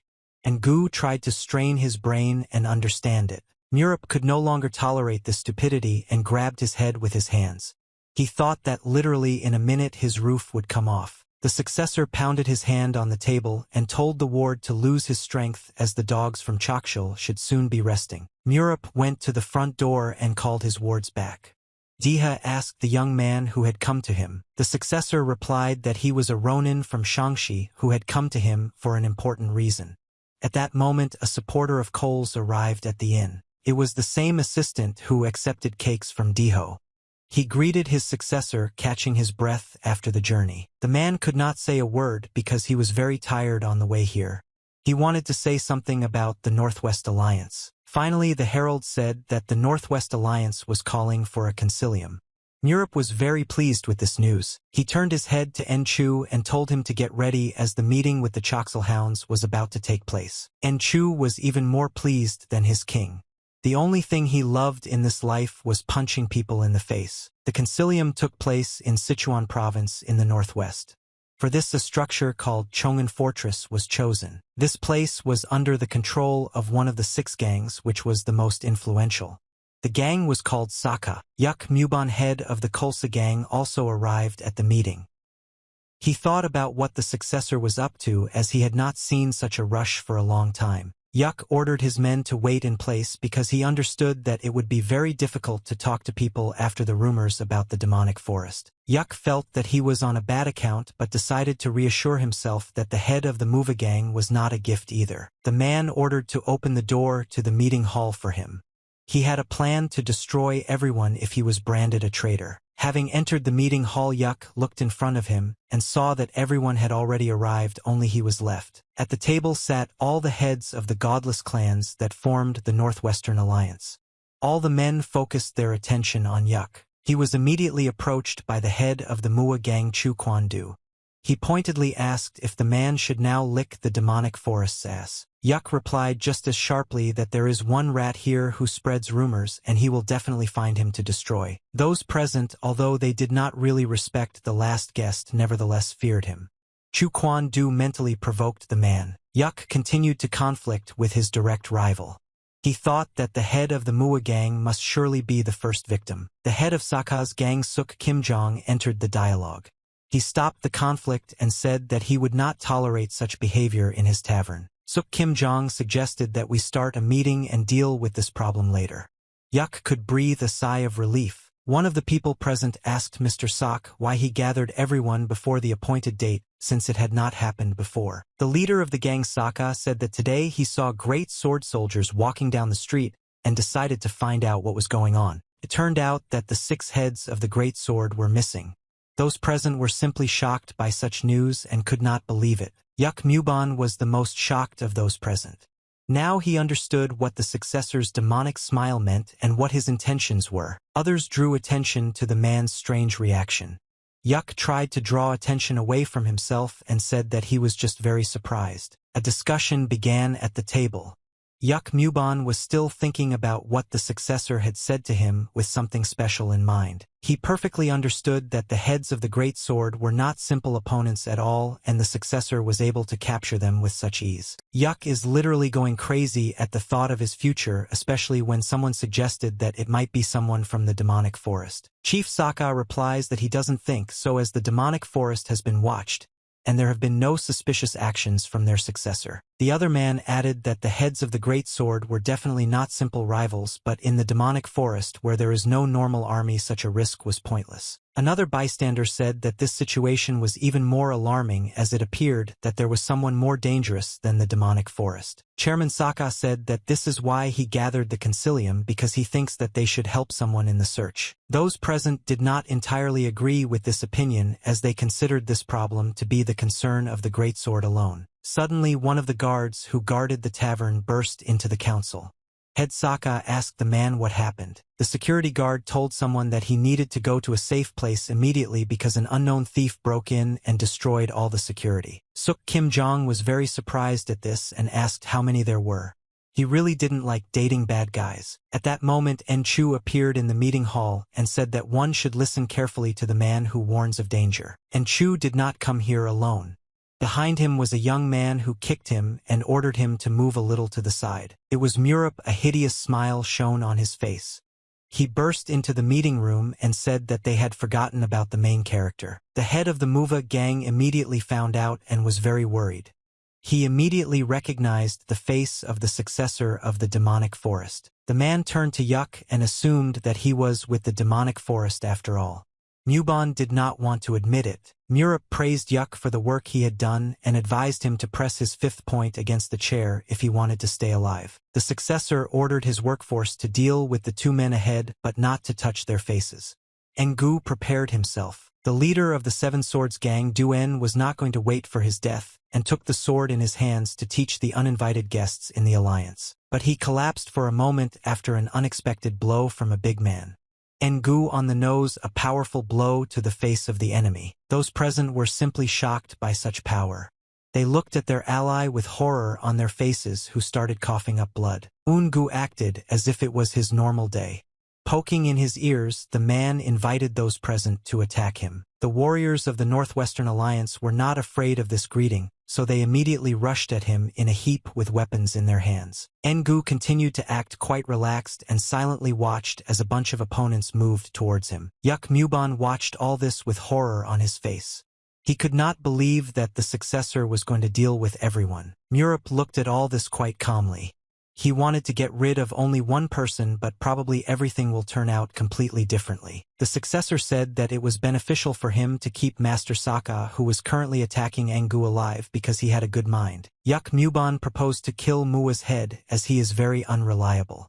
Meanwhile, Engu continued his fight. Murup ordered his ward to heal the ugliest, choose the one who looks like a thief engaged in usury. Engu dealt with yet another opponent when the king gave him an order. Now the man could approach him. The ward asked if this monkey would come, pointing at Yuk. Mobin was a little scared and denied that he was the ugliest. Engu didn't really like the man's reaction. He looked at him with his cold eye with not very good intentions. Yuk Mubon continued to shake with fear and waited for a decision from the greeting. He would put a little more in his pants. At this moment, gang leader Mua decided to surprise the enemy by attacking from behind, but Engu saw everything. Having avoided the enemy's primitive attack, the big man looked at the man and replied that he had decided to start with him. Chu Quan Du fell helplessly to the floor after the miss, and was slightly worried after the final words of the unstoppable enemy. In a split second, Engu landed a powerful blow on the nose of the man who was lying on the floor and dared to attack him from behind. Those present were simply shocked when the big man blew one of the heads of the Northwestern Alliance to pieces. Murup continued to be as restrained as possible, and his assistant Diha was shocked no less than the rest of the Alliance members. Engu looked powerful and majestic in the eyes of those present. His menacing figure was frightening and made me want to run away from here. After the final blow, Yuk Mubon could breathe a sigh of relief as Engu chose not to be his first victim. Diho was simply shocked when the big man knocked down the head of the Mua gang with one blow and did not understand where the Shangshi Ronin had such strength. Murup ordered an assistant to guard the corridor and cut the throat of anyone who dared to enter. Diha began to perform. Murup came to the end of the room and said that after studying the situation he deserved to rest and that he could sit down somewhere nearby. He chose the round window to sit down and addressed the frightened crowd. The successor proposed to start a full-fledged concilium. The successor of the demonic forest decided to stand behind the chief and told those present to take their seats to begin a full-fledged Northwest concilium. The leader of the gang Sokka was very angry with the young man and said that he would not be able to get away with this despite his glorious background. The other man added that the young man would not hide behind the Ronin's back as their gangs were supported by the influential Great Blade himself. Murup laughed back and sharply replied to the interlocutor that he was behaving rather high-handedly for a six of a great sword. The successor looked towards the central door and told his assistant Diha to enter. He figured it out in the corridor with security. Entering the meeting room, Deha was startled by Enhu's strange behavior. Murup ordered his wards to take turns and allowed people to be killed. Meanwhile, the warriors of the Northwest Alliance were approaching the meetings to save the master and yelled at him to beware of the Ronin. At the same moment, Enhu came out of the room and surprised the soldiers. They stopped in their places so as not to be exposed to danger. Zdrovan looked ominously at the singing of potential opponents and told them to make themselves at home. After that, the battle began. Murup turned to Sokka's head and asked if he could hear his charges dying. Mr. Sok was very angry with the successor and asked if he could treat them like that and be as calm as possible. Meanwhile, Diha dealt with another Northwestern Alliance defector by striking him hard in the back. Murup was very surprised by the persistence of his ward and asked what happened to his inner energy. Diha remembered the young man's words that martial arts is survival and used his skills for his own good. Murup was pleased with this conclusion and said that mercy can backfire and should not be allowed to grow. The gang leaders of the Northwest Alliance were angry and wary. They asked the successor of the demonic forest what his purpose was. Murup praised De and told him to deal with the old man opposite as well. Diha immediately obeyed the order. In a split second, the thugs were on the floor and could not do anything about it. Chairman Sokka said that they had had enough. His wards continued to look for him. The chief shouted loudly and ordered the soldiers to move this way. Murup marveled at their devotion, and Chu was about to take on the next batch of warriors. Murup turned to the head again and gave him one last chance to surrender. He said that this would be the best solution for him in this situation since he has almost no chance. The young man added that they couldn't deal with even one Ronin, so their fight would be worthless. The leader of the gang listened carefully to the interlocutor with horror in his eyes. He realized that the young man was indeed right in this situation. And Chu was ready to finish off his opponents at any moment. Murup only needed to say one word to him. Yuk Mobin watched all this action and couldn't believe that he would have to look at men in such a situation. Suddenly the man's terrible thoughts were interrupted by his successor, who turned his head in his direction and was about to give him an order. The young man said that Yuk could seize the territory of the Muva gang after the death of their leader. Yuk was very grateful to his successor. Murup added that in the new territories it will be necessary to release the stolen women and pay travel expenses. Yuk agreed with everything. Diha appreciated the actions of his new boss, which were bold and unambiguous. He showed no mercy to anyone on the battlefield. Murup showed himself sometimes as the worst thief, but he has rules of survival. Diha was very surprised at such a position. He could say the same about a Ronin named Enchu.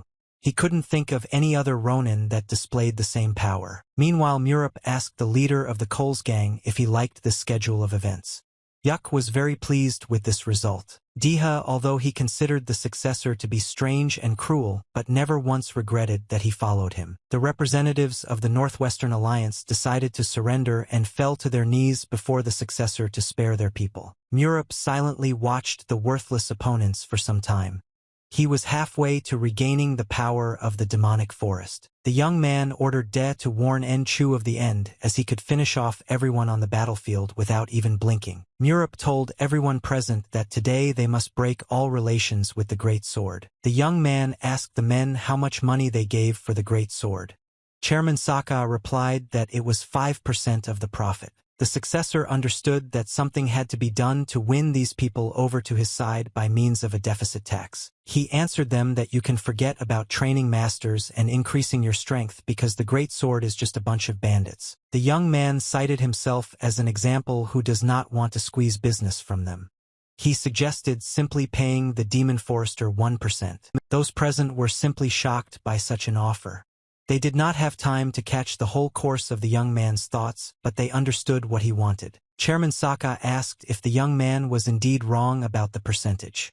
Murup replied that he could raise the tax if they wished. 1% sounded like a very attractive offer, but the chairman understood that even such a development was very risky. After hearing the man's thoughts, Murup concluded that Chairman Saka wanted to refuse his best offer. Those present agreed on 1%, and the young man added that the Northwest Alliance should actively participate in the activities of the demonic forest. Murup said that if the gangs left the Big Sword, then he would definitely have a crisis and he would take care of the persecution himself. Murup suggested that the heads realize their dreams by gradually expanding their holdings rather than paying a 5% tax all their lives. The men asked the successor if he would really give them such an opportunity.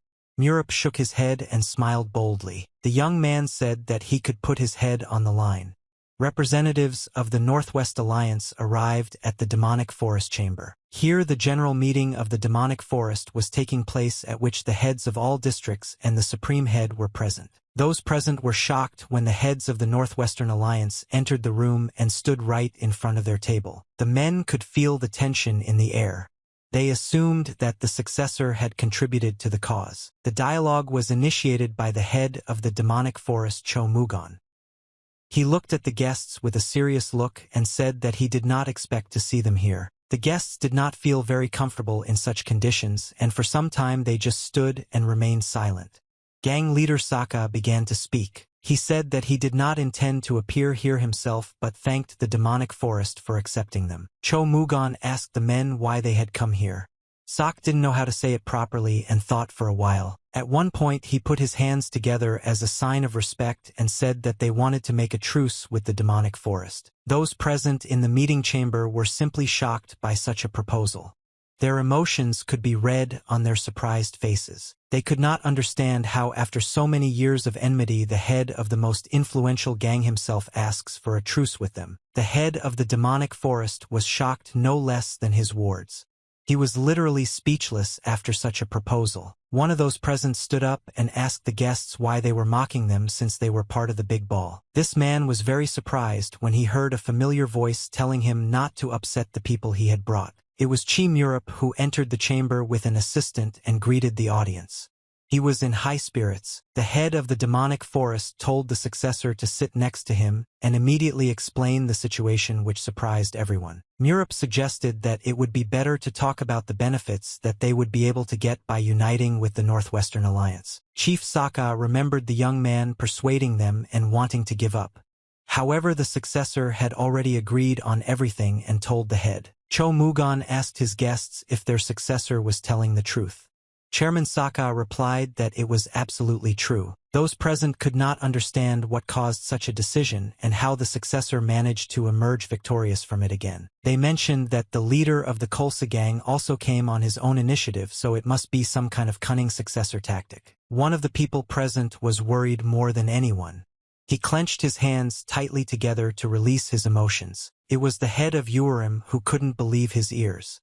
Now he realized that the successor had a very large influence. On the contrary, Narima's head was as relaxed as possible. He periodically scratched his beard and laughed at the situation. He admitted that the successor's tactics were indeed effective, but he still did not understand how he managed to tame these thugs. Murup noticed some doubt in one man's eyes and told Diha that he should know what had happened. The successor saw in the eyes of Chairman Naramu the question of how he managed to achieve all this without making too much noise. Diha felt very anxious at this moment. He did not really understand what his successor wanted from him and did not know how to act. The warrior paused to think over his successor's words and looked in his direction. It seems that he began to understand his boss. In the end, the old man believed that the young man simply persuaded the bandits to join their side thanks to the low payment. The Northeast Alliance has entered into an alliance with the demonic forest. The border of Chongqing underwent major changes. Murup gathered his allies at Chongha's tavern.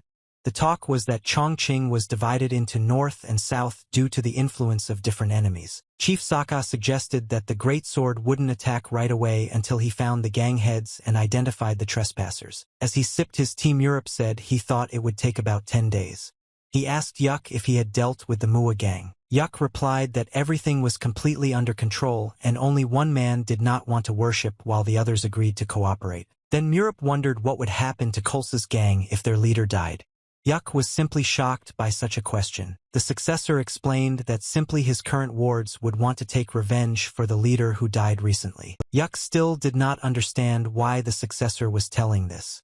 His face was like a huge question mark. The man next to him explained that the successor means that the wards should be treated well. Yuk replied that he was not like Chu Kwangdu. Murup moved on to the next question and asked how the Greatsword was doing. Sok replied that they focused their attention on solving the crime. He remembered that the Great Sword had been left by Chongqing for the Ronin. Murup asked why the southern part of the city was empty then. Gang leader Sokka replied that the Great Sword could create the illusion of it as they were unwilling to let go of their territories. He added that among their Ronin there was one great master who was popularly called the Silent Seer. Murup replied that he would protect them from the Great Sword. From today he decided that the best masters would observe the high. One of those present objected that even though Chongqing was at the top, it would be difficult to know the situation of each gang. Murup replied that it would be enough to simply ask for help. He added that he would leave Enchu in the city. In addition, the young man decided to provide additional security so that his ward could also rest. The man agreed with the successor. Murup ordered the wards to place 3 sentries who, in the event of an emergency, would split up and run for help. If a flare is launched in one place, Enchu immediately comes to the rescue, and the other guard runs to the successor. If the rocket launches in 2 cities, the successor will send an even stronger ward to help. Sok couldn't believe it. He had no idea there was an even stronger Ronin.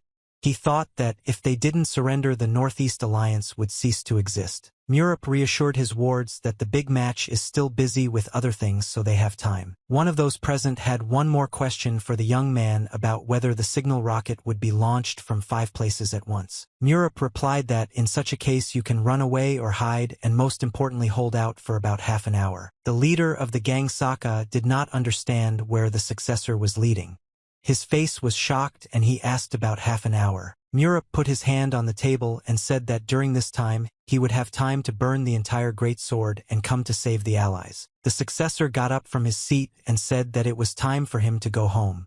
The Northwestern Union had to tell their wards about the plan. As soon as the successor left the room, the men immediately began to talk about how they would never understand this young man. One of the attendees said that he managed to understand only two things from this dialogue. The first was that the demonic forest would definitely not stand aside in the war, and the second was that the successor should definitely not be turned into an enemy. One of the men in front of him did not understand anything and asked himself in his mind what his friends were talking about. Someone suggested that they drink a glass and leave since they still had 10 days left and nothing would happen from a couple of stacks. Chairman Saka explained that it took 10 days for the great sword to be investigated because 5 heads are not so easy to find. The man with long red hair said that it all started at Jianga Tavern and asked Yuck for his opinion on the matter. Suddenly the man realized that the interlocutor was not observed here. He was told that Yuck left immediately after the successor. The leader of the Kolsa gang decided to catch up with the successor as he had one more question for him. He stopped the young man. Murup turned his head back and asked what he needed. Yuck asked if the disappearance of the heads was the work of the successor. Murup only laughed in response to the question and asked if Yuck would now run to report everything to the Great Sword. Yuck replied that he would never do it, especially since they would not believe him. Murup asked why he needed this information then. The man replied that he was now the only one who knew about the true abilities of the successor and he could definitely do it. Murup replied that he did not need to know this at all. Yuck said that he was just curious to know the true power of the successor. The young man raised his hand to his chin and thought. He agreed to reveal his secret only to Chief Yuku. He said that he is not sure about his guesses, but he thinks that there are only 10 people in the world who can beat him. Yuck was simply shocked by this information. He immediately guessed what the successor was saying about the top 10 masters in the world. Murup did not answer anything, surprised at the interlocutor. He just looked at him, waiting for a further reaction. At this moment, the interlocutors laughed loudly. Yuck felt extremely uncomfortable after his own question. Yuck shook his head and told his boss that he'd better go. Murup waved him goodbye and told him to turn. The successor went further forward. He thought about the dialogue that had just taken place and assumed that no one believed him. The young man understood that this was not his true power, as the teacher had put a seal on him that suppressed the yin energy. This technique seals the inner strength until the body grows and achieves a balance between yin and yang. When the seal is removed, Murup will have only 2 equal opponents in this world: the divine dragon Dansoren and the swordsman Chonin. The successor met with his ward and ordered him to cover him until the seal was removed. It was the head of Jinwin's secret squad. He informed that the successor's previous task was completed without witnesses. Murup asked where Jinhuan kept the prisoners. The man replied that it was a prison in a dense forest where it was difficult to get to. Murup ordered his wards to release the men one at a time after 10 days. Jinhuan asked if there would be another task. The young man replied that he would not. He just needed to wait for the moment when his powers reached their maximum. Jinhuan suddenly remembered that the commander had sent a letter to the successor. Murup immediately understood what Manhwa had written to him. He was the same little boy that Murup had saved years before. He grew up to become the commander of the Sichuan army. He was also responsible for external relations on behalf of Qin Murup. Thanks to the skills of Commander Manhwa, Sichuan was able to confirm the status of its martial arts, which were recognized. Murup picked up the letter and thought that Manhwa described in it the event when the Great Sword was able to capture Chongqing. Unfolding the letter, the successor was very pleased with his commander. He always appreciated him for his quick thinking. After opening the letter, Murup was somewhat surprised. He was looking straight ahead where Manhwa had written that he didn't know on a piece of paper. These 2 words put the successor in a stupor. He realized that he had placed such hopes on his commander in this task in vain. The young man tilted his head to the side, hoping that Manhwa had at least added something useful to this letter. Realizing that the letter did not contain any useful information, Murup turned to the leader of Jinwin's secret squad. He ordered him to make Manhwa go hungry for at least a day. The commander looked quite calm. Jinhuan said he would pass on the information. While gathering information about the big match, Manhwa was drinking and didn't know what to write. It was deep night outside. The moon was in the form of a new moon and barely illuminated small areas below it. He trained in a red robe at one of the combat ranges in Chongqing. He honed his movements to perfection. It was Udiha who had been training for quite some time. He decided to take a break to rest. The fighter was exhausted after training, but he wasn't going to stop. He increased his strength day by day. Suddenly, the man felt someone's presence behind him and became very alert. It was like the devil in the flesh. Diha immediately decided to act to avoid putting himself in danger and swung his sword to strike the enemy from behind. He struck a powerful sword blow at the enemy, but it missed the target and was blocked with only one hand. Diha was very surprised to see the enemy's face. His surprise knew no bounds at that moment. He saw his successor in front of him, who easily blocked his shot.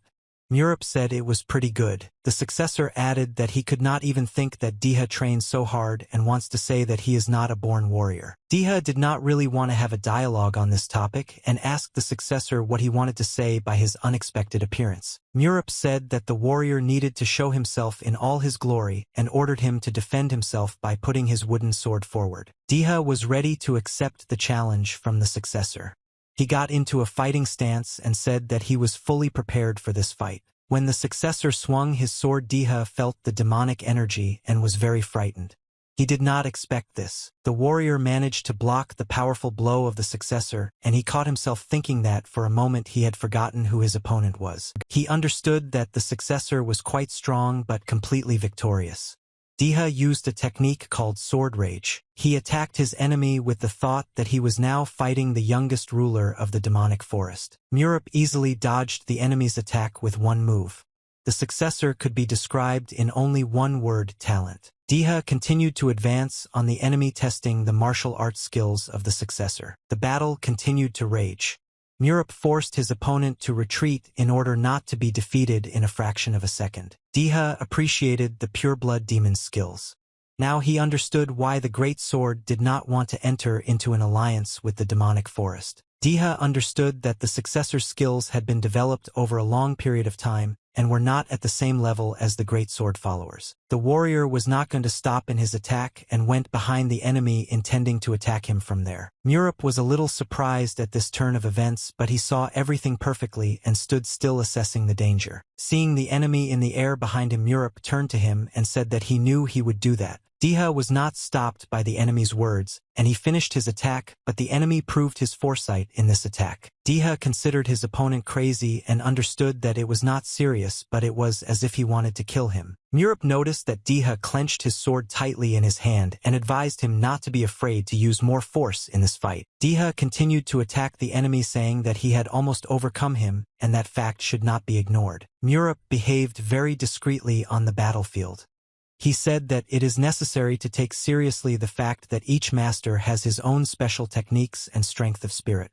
And if Diha can't understand and deal with it, then he will be without a head sooner than he will use his skills. Having blocked the enemy's last attack, Murup dragged him behind him, and this greatly surprised Diha. Putting the sword to the enemy's face, Murup said that it is precisely this rhythm of battle that can distinguish an ordinary fighter from a master. Diha literally could not understand what had happened, and he had already lost the battle.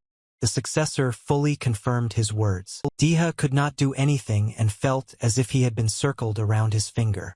He wondered if there was such a big difference in strength between them. All of the warrior's attacks were nullified by just one.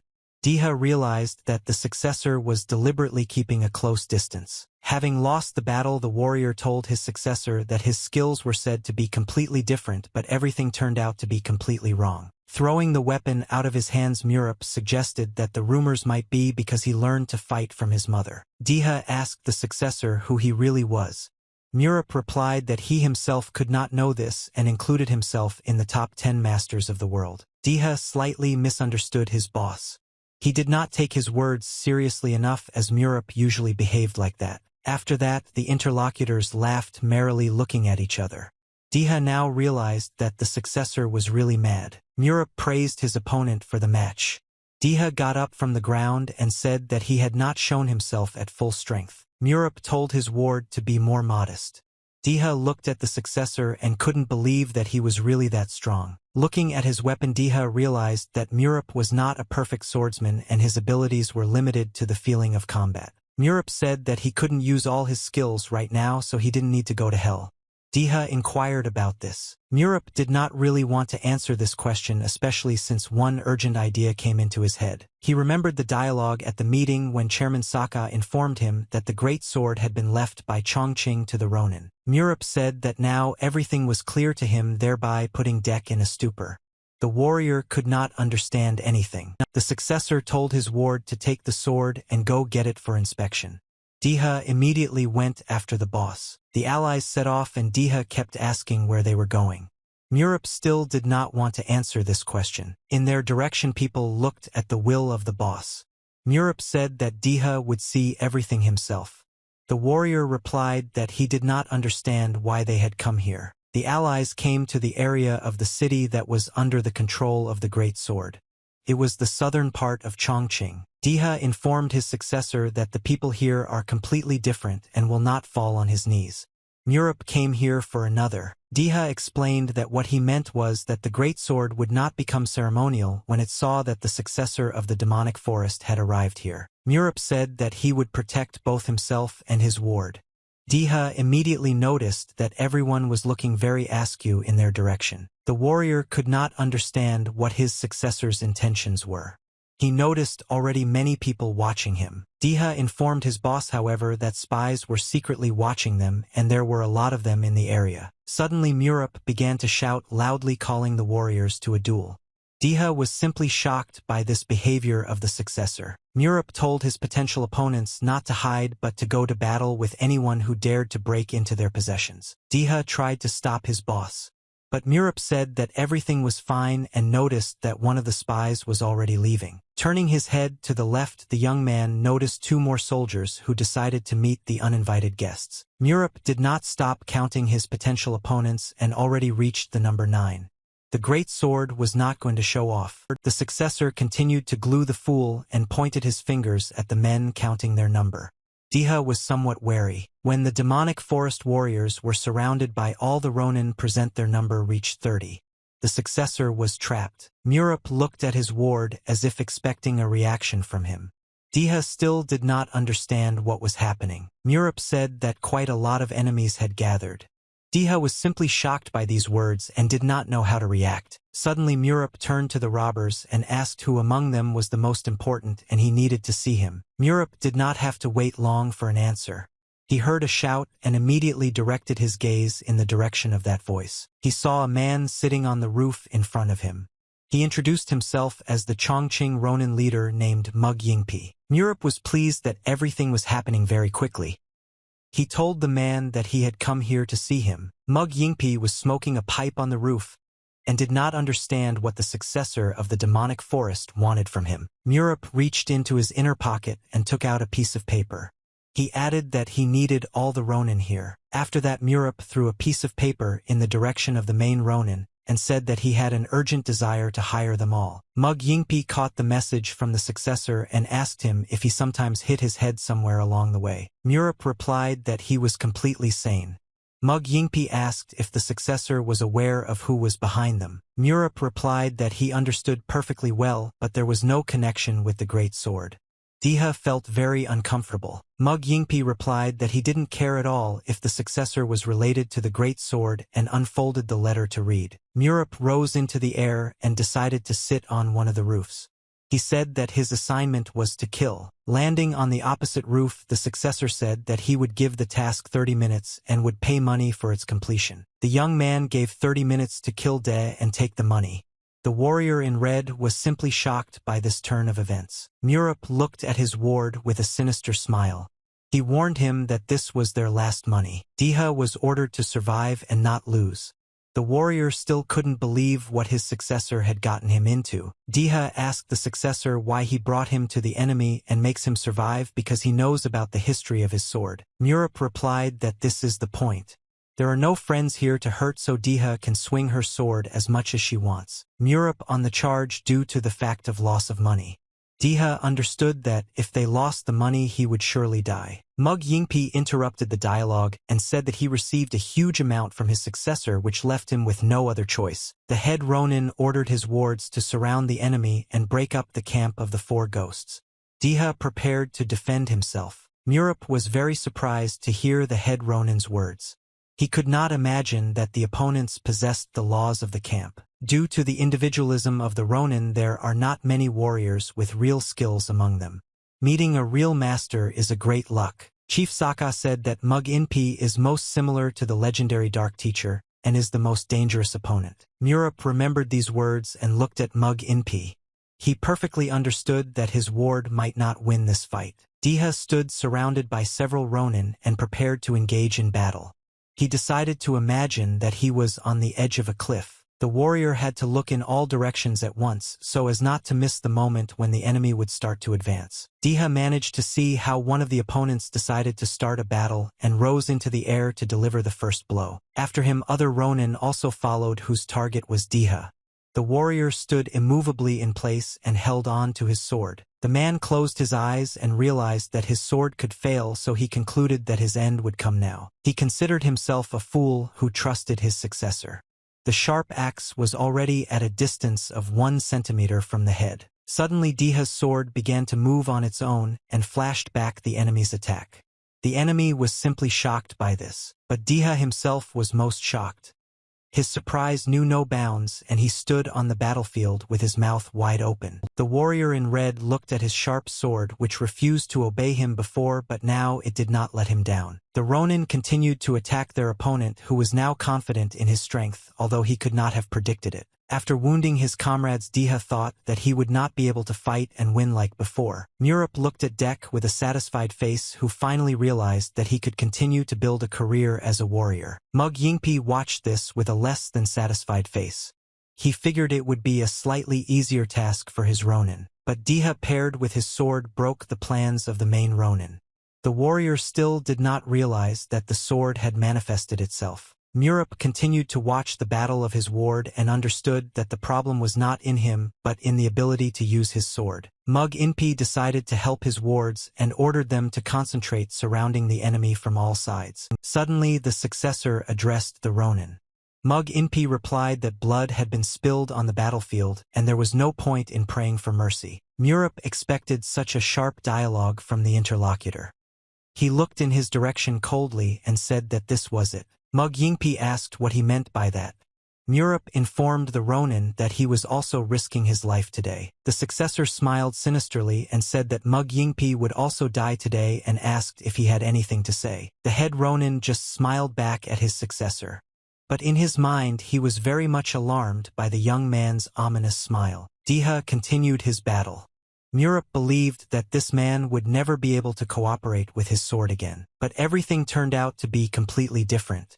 Murop recognized in his ward's movements a technique called the Red Wind Demonic Sword. It was a special technique, and the successor assumed that it was thanks to it that Diha was able to rise to such a high position. The warrior in red continued to crush the enemies in his path with his sword.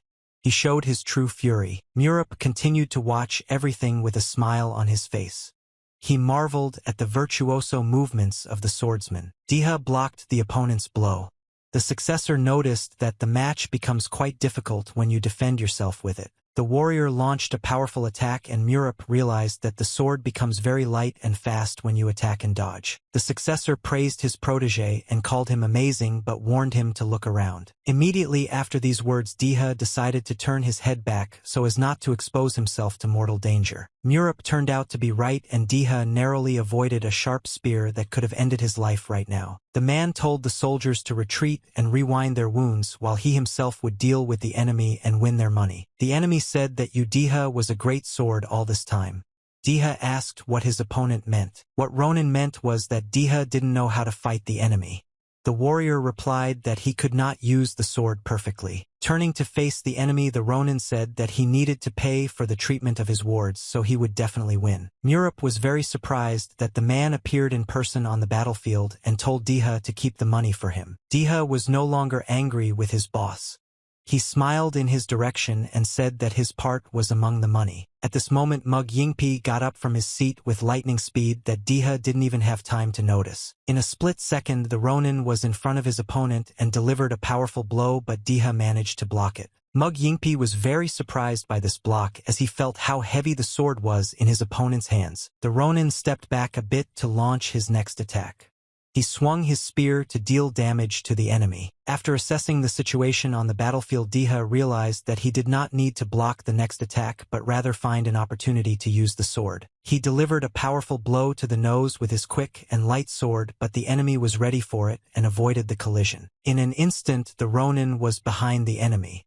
Deha felt his presence there and was very surprised. Mug Yingpi swung his sharp spear with all his might from behind and shouted loudly that the warrior would no longer live. However, Deha had his own plans on this account. He was able to avoid a powerful energy blow at the last moment. Ronin thought that the enemy would no longer be able to evade this.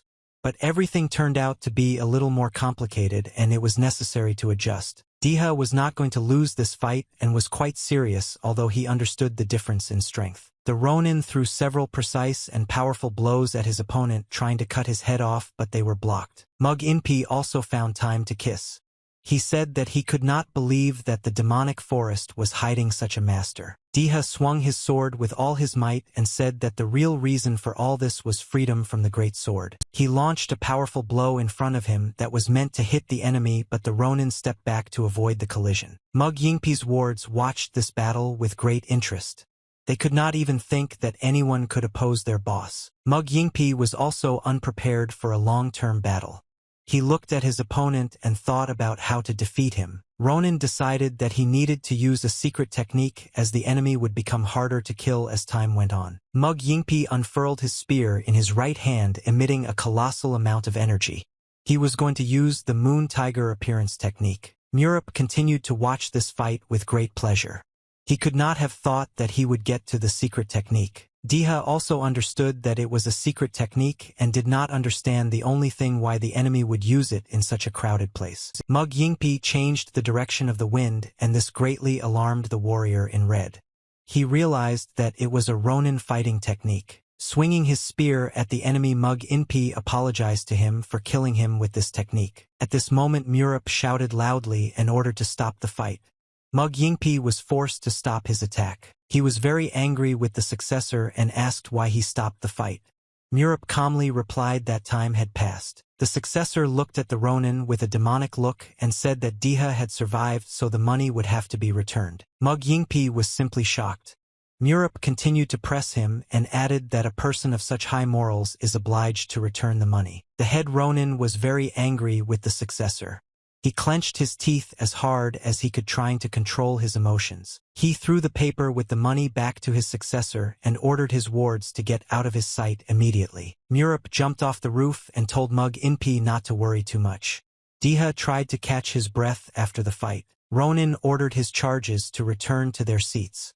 They needed to continue their night patrol in southern Chongqing. Mug Yingpi asked one of his charges to give him drinks. The warrior told his boss that he did a good job. While uncorking the bottle, Mug Yingpi said that 30 minutes had passed too quickly. The ward tried to tell him something. He reported that more than an hour had actually passed on the battlefield. Ronin was simply shocked by such information. He remembered his successor's demonic face and assumed that he didn't stop the fight because he wanted to see his secret technique. Murup from De headed back to their tavern. The successor praised his ward for the work done today. Deha himself was shocked that his mother would behave like this. But everything happened in the best way in the absence of friends nearby. The successor asked if Deha agreed to return to the demonic forest now. The warrior replied that he might not be against it. Deha remembered the last fight with Mug Yingpi and said that if Murup had not stopped him, the warrior would probably be dead by now. The successor asked his protege if he could beat him next time. Deha had an advantage as he knew his secret technique. Suddenly the warrior realized the seriousness of the intentions for the successor. He didn't want to believe that he would actually order it. Murup understood what his ward was saying and smilingly replied that he correctly understood his hints. The successor of the demonic forest said that he was leaving that Ronin in Deha. The warrior was simply shocked by this turn of events. Udeho saw his boss off, thinking that he had stopped giving him orders after Mug Yingpi revealed his secret technique. Murup looked like a great executioner in the eyes of his wards. They were interested in how far he predicted everything. The central regiment had already been formed in the demonic forest army. 2 of his soldiers were going to the palace. Suddenly they stopped when they saw their successor in front of them. One of the soldiers couldn't believe that it was really the same man. In a fraction of a second, they were sure that it was the same successor who freed the Northwest, and next to him was the commander of the Black Sword. The fighters looked at their higher command with respect. The successor drew attention to the strange behavior of his wards. The fighters bowed before the successor and he thanked them. The young man went further forward with his ward. Diha, when he first followed the successor, was not sure that he would be able to return to military affairs. But now he noticed that the coldness in people's eyes was replaced by respect. But it was respect not for them but for their achievements. Murup turned to his ward and said that today the air is quite clean. Diha agreed with these views. The successor did not mean this at all. He drew attention to the soldiers who showed a return of fighting spirit. The warriors were training and already began to realize that very soon the demonic forest would be able to regain its former strength. The successor said that you can't relax under any circumstances. He ordered the assistant to go to the tavern. Murup himself had more important things to do and reached the main chamber. He was going to meet the head and then return to the tavern. The successor climbed the stairs and found himself on the second floor.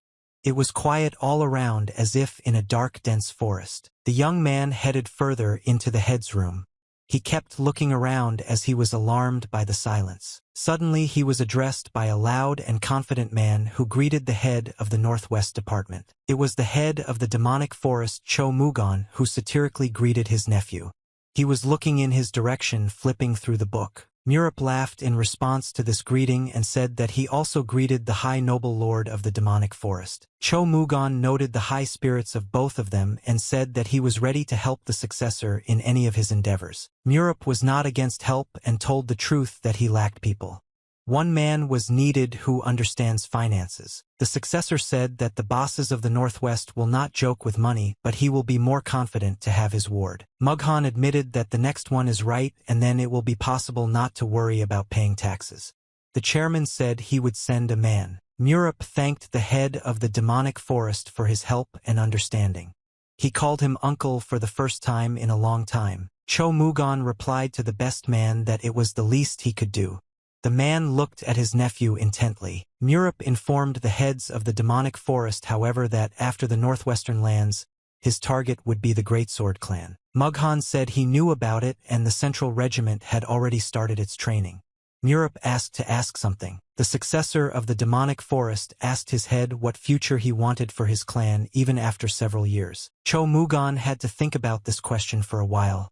He took several tens of seconds to think. The head of the demonic forest replied that he wanted every warrior to be able to live in his clan's territory with his head held high. Murup listened attentively to his uncle and looked him straight in the eyes. On the face of the successor you could read some wariness. The head of the demonic forest looked back at his nephew and did not understand why he suddenly became interested in this question. The successor replied that he wanted to fulfill this wish for the head. He said it very confidently and it rang true. Now the chairman has already said that he has one question for the successor. Murup turned his face and said that he was listening carefully. Cho Mugon told his nephew that he wanted to get to know him better. Murup was very shocked by this turn of events. The chief said that they were facing a war with the clans of the Northwest and the Great Sword, and no one could have thought of that until today. The man said that he did not get to interact with his nephew because of work, but he still felt that he was different from the rest. He said that his wish as the head of the demonic forest was for the wards to live with their heads held high. But he had one more wish like an uncle. He wanted to destroy Poma's emotional wall that was hiding behind his nephew's smile. Cho Mugon understood that too much time had passed, but he still asked the young man to tell him about his past. Murup did not expect that the head of the Dominion Forest was transferred personal belongings. His gaze was blank and emotionless. The smile on the young man's face suddenly disappeared, which indicated that he was not entirely willing to share his past and answer questions. Murup smiled and told the leader that the Great Sword could start acting at any moment and he would be sure to contact him. The successor asked His Honor to bow and leave. The chairman understood that the young man did not want to answer the question and asked him to wait. He turned to his black-haired nephew and told him that he had been more than just a thief before. The chairman added that it does not matter to him how Murup lived before and what weight rests on his shoulders after that. It was important to him that his nephew felt at home in the demonic forest as Murup was part of his family. Hearing these warm words from his uncle, Murup stopped in his tracks. After thinking for a while, the young man simply said that it would be better to go. Cho Mugon was satisfied with today's dialogue with his nephew. At least the young man listened to him to the end. Murup left the main chamber in the demon forest and went down the stairs with an inexplicable depression in his soul. He held his heart and did not understand why it started to hurt again. He still felt some strange feelings in this place. Murup had to live without parents under the care of a teacher. He was very grateful to the old man for everything he taught him, but the successor thought that if his parents were alive, they would now be looking at him with the same eyes as his uncle. The young man hit himself on the head and told himself to come to his senses. The successor of the ancient forest believed that feelings clouded the mind. Murup had to choose between his mother's wish or his teacher's will, between the demonic forest or Sanshin. He still leaned towards the second. Murup explained this to himself by the fact that the demonic forest was at least somehow kept afloat, but Sanshin wouldn't last at all without it. The young man pushed aside all feelings and thought only of his mission. His uncle's dream was really not easy. Murup liked to think logically. In order to take over Chongqing, it was enough for him to get rid of the Great Sword Clan. And in order to get all of Sichuan, he needed to bring all the clans to his feet, which was already much more difficult. Uncle wanted to see a demonic forest in which everyone proudly raises their head, and here it was necessary to become strong in order to dispel the doubts of danger. According to Murup, this is the decisive factor in the moral condition of the population. He wanted to make the demonic forest the strongest clan in Murima. The young man was heading forward and perfectly understood that because of the great sword, he would not be able to leave this land for a long time, but his mother's dream must be fulfilled. Suddenly, the successor's innermost thoughts were interrupted by a voice that asked why he had been absent for so long. Murup informed his assistant that the conversation with the head had dragged on and asked what the matter was. Diha replied that they had guests. Murup said that the guests are quite good and asked to be escorted to them. Dae waved his hand and said that these were slightly different guests. He added that these are very important people from the Great Sword. Murup was not very surprised by this and asked who it could be, not the head. Diha replied that it was certainly not a head but very close. It was the Great Sword's successor who was grinning mischievously. Chong Wagi, the demigod sword successor to the Great Sword and one of the 5 geniuses of Sichuan, arrived at the tavern with the head of the Ronin. Murup said he was expecting a successor to arrive and asked if he had arrived himself. Diha replied that he was accompanied by Mug Inpi. The successor laughed at the fact that the Ronin was definitely happy to see De. The warrior answered his physiognomy speaks for itself. After exchanging a few words, the representatives of the demonic forest went to their tavern where guests from the Great Sword were waiting for them. John Wagi immediately greeted his vis-a-vis with a smile on his face and said that he is as good as they say he is. Murup did not say a word but simply smiled back at the young man. His face was completely emotionless. The successor of the demonic forest approached the table and met the head of the Ronin in Chongqing on the way. The young man smiled sinisterly in his face and said that he would also like to say hello to the successor of the Dominion forest. Mug Yingpi confidently replied that he thought they were not in the right relationship to exchange pleasantries. Murup gave him an even more sinister look and called him a bore. According to the young man, this was not a very good relationship. The successors of the warring clans sat down at the same table. Behind the backs of both young men stood their first deputies and guarded them. Murup looked at his potential interlocutor or enemy and remained silent for now. His gaze was serious and blank. John Wagi also didn't want to start the dialogue first, and there was absolute silence at the table. After all, he was visiting. At some point Murup offered his guests to eat and added that he could not be afraid that he would not be divorced for money. Wagi refused the food and smiled back. He thanked for the offer and said that he would rather drink tea. Murup turned his head towards the kitchen and ordered his cook Adana to assure them of tea if it was available. The demonic forest successor thanked his visage for coming. Kwagi asked the interlocutor why he did not appear first. Looking at Mug Yingpi, Murup said that the people in the Great Sword looked at him with some contempt and a desire to kill. Kwagi apologized for this and said to be warned next time. Meanwhile, tea was brought to the interlocutors and Murup agreed to stop by next time. Mug Yingpi carefully watched and listened to everything the young men talked about, including good alcohol at the meeting. He was somewhat surprised. Murap was also not very happy with the situation around him. He didn't like the company of the two big sword idiots. At some point, the successor smiled and told his charges to leave them alone. The men immediately left the tavern. Wagi immediately understood that the visitor wanted to speak alone and ordered Yingpi to go out immediately and wait for him outside. The successors of the two warring clans were left alone at one table. Now they could talk face to face. Kwagi immediately asked the interlocutor how his successor would be after a bad past. Murap replied that it was nothing special. While sipping tea, Wagi said that there are many people who remember the supremacy of the demonic forest and treat the successor with respect. Murap remembered his first reception in the meeting chamber and the angry looks in his direction. But on his word, he decided to play along with the interlocutor. Wagi asked what the successor was going to do. Murap immediately replied that his goal was to get rid of the great sword. The demonic forest successor asked the visage if he was overestimating his clan. Wagi replied that the demonic forest would not lose its supremacy. Murap bowed his head on his hand and said that all this happened because people had memories of the past. He explained that some were and still are the opinions of people around.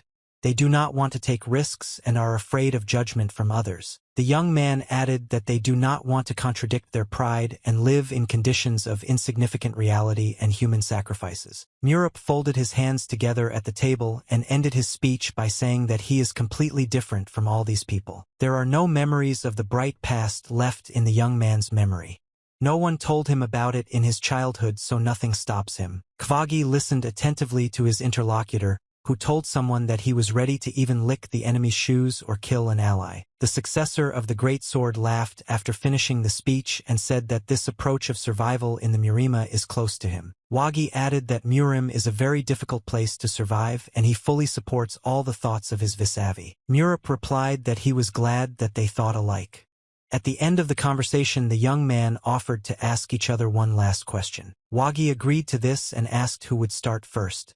As the host, Murap offered the guest to start first. The successor of the great sword thanked him for this and began to think about what interesting things to ask in the face. After thinking for a while, Wagi looked at his interlocutor with a serious and angry look and asked if he really did all this. Murap immediately understood what the young man was talking about. He asked if he meant his personal or the entire demonic forest. Kwagi pointed a finger at the interlocutor and added that he usually means the successor personally. Murap noted the intelligence of the interlocutor. Wagi said that everything happened somehow suddenly. After the disappearance of the heads of the branches, the leaders of the Northwest also turned away from the great sword. Murap, with a smile on his face, told the interlocutor not to worry as the hostages would be released from tomorrow. Kwagi thanked for such a service and said that the relatives are very worried about them. Murap replied that there is no need to make a non-human out of him. Wagi said that he does not blame the successor for anything because this is how their world is arranged, and if a person is alive then it is already good. When he finished answering the questions, the successor of the great sword said that it was his turn to ask about his visa. Murap asked how many days Wagi thought it would take him to destroy the great sword. Kwagi asked what kind of question it was. He thought that vis-a-vis would ask something more important, but he replied that he thought that even 3 years would not be enough for such a demonic forest. Kwagi asked the interlocutor for his opinion. Murap put all his fingers forward and answered that he would need 10 days. In his opinion, this term was real enough to completely destroy the great sword. Wagi disagreed with this. He finished his tea and set the cup on the table. Kwagi noted his interlocutor's sense of humor and laughed at the joke. Wagi replied that since the heads of the branches were still alive, he was giving the enemy an opportunity to prepare until they returned. The Grand Sword's successor added that it would take place over the course of 6 days. Murap asked why he would not give him 10 days. Kwagi did not want to make concessions and said that when they meet next time they will say goodbye in a less friendly way. Murap looked askance at his vis-a-vis and asked if their next meeting would be more interesting than the current one. Approaching the door, Kwagi turned to the interlocutor and assured him that he would make the next meeting unforgettable. Mug Yingpi was waiting for his boss outside the door, and after leaving he immediately asked how everything went. Wagi replied that the Ronin was right about the successor. Murap seemed like an ordinary fool at first, but in reality he turned out not to be like that at all. Kavagi believed that there was no need to lose vigilance with such an enemy. The successor said that they needed to act while the missing comrades returned. Mug Yingpi asked if the boss really wanted to postpone the disappearance case. Kavagi replied that he was really sorry for the relatives of the missing, but the problem needed to be solved right now. The successor understood that if he did not wait, some might not return, but on the other hand, there are those who could take the place of the heads. He ordered the Ronin to begin training immediately. Kavagi did not want to give in to such a strong opponent. In addition, the young man was not going to wait 6 whole days. He considered it necessary to deal with the successor of the demonic forest in 2 days. Diha also returned to his boss and asked how everything went. Murup replied that Wagi did not give him 10 days but only 6. Diha said he wanted to hear something a little different.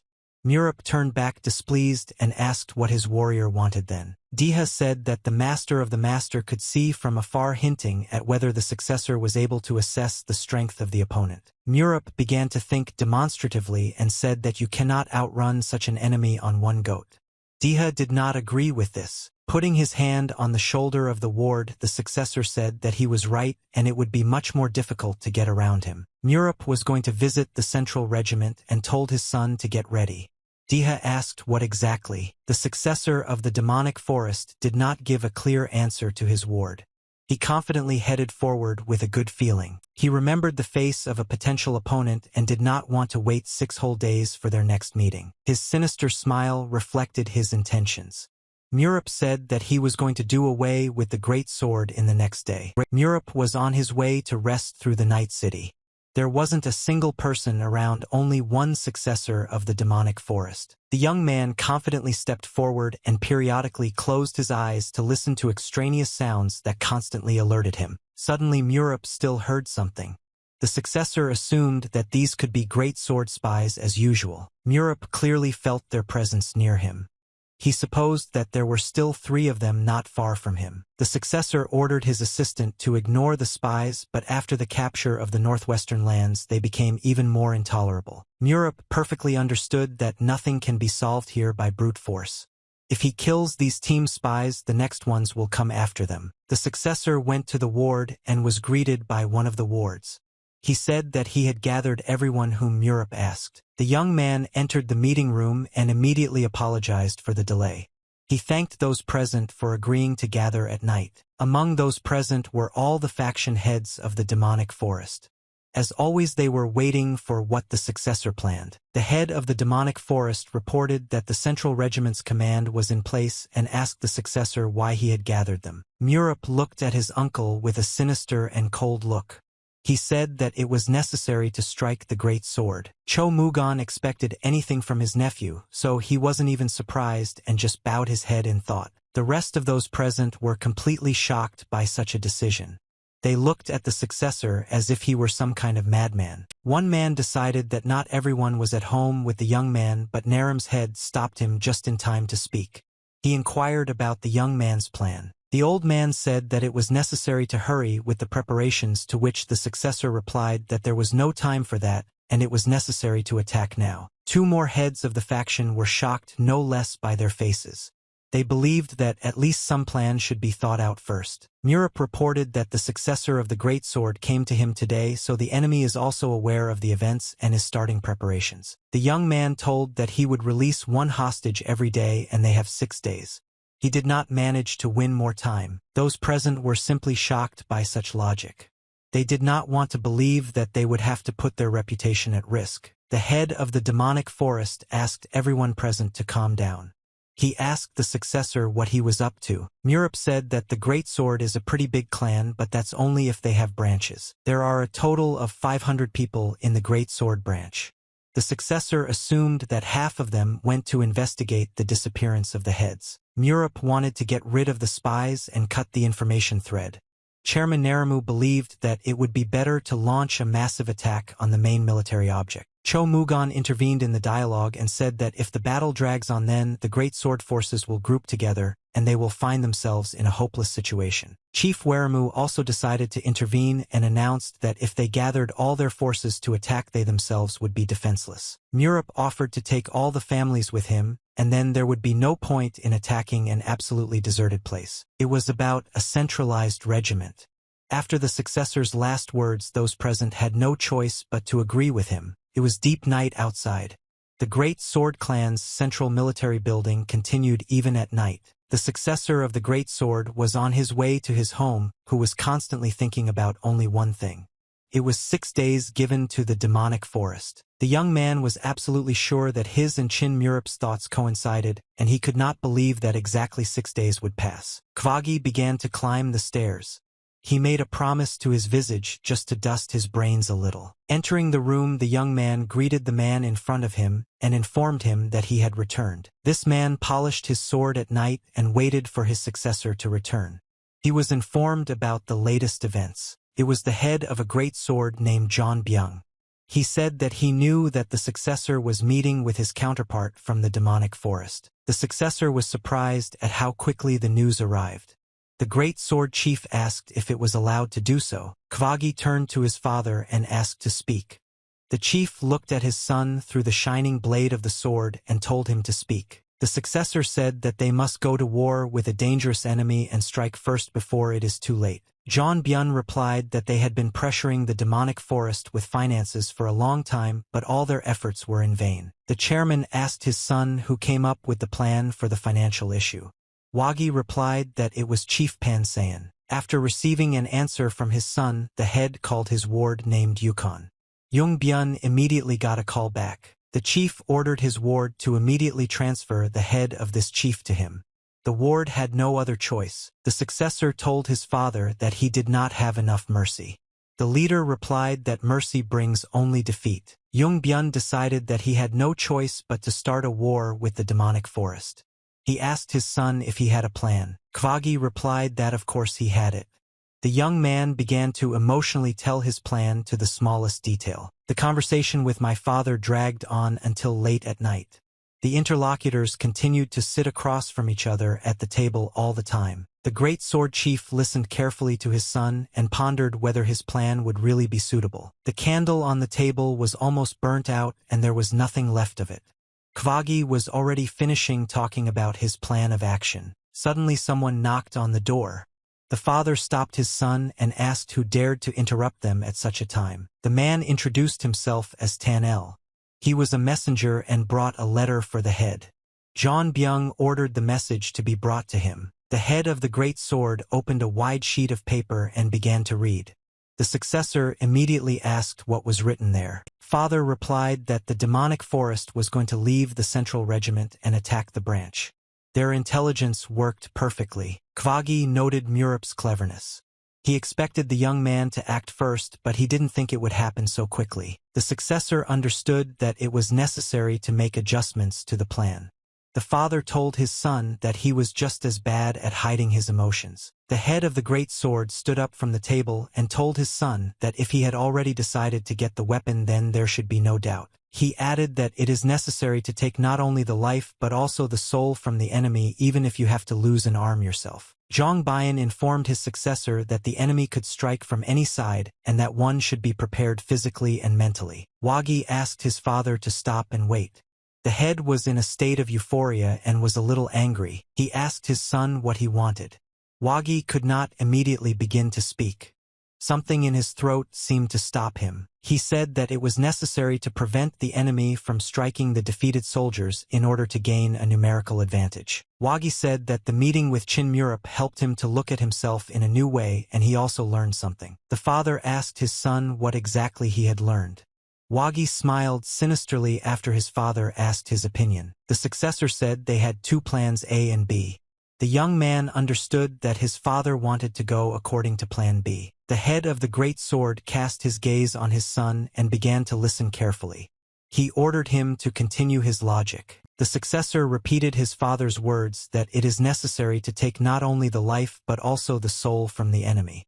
The chairman confirmed it loudly. Wagi threw the paper on the floor and said that when a perfect plan fails, a very strong disappointment sets in. The successor of the great sword led to the fact that it was necessary to change the plan and throw the soldiers of the branch to their own devices. The head was very surprised. Wagi did borrow the demonic ways of war from Europe.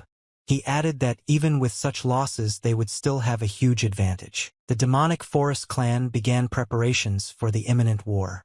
Many people were drafted to help the army. A special forces unit called Devil's Flower was assembled in full force. It was headed by a commander named Ka Yakping. The wards were fully prepared and about to set off.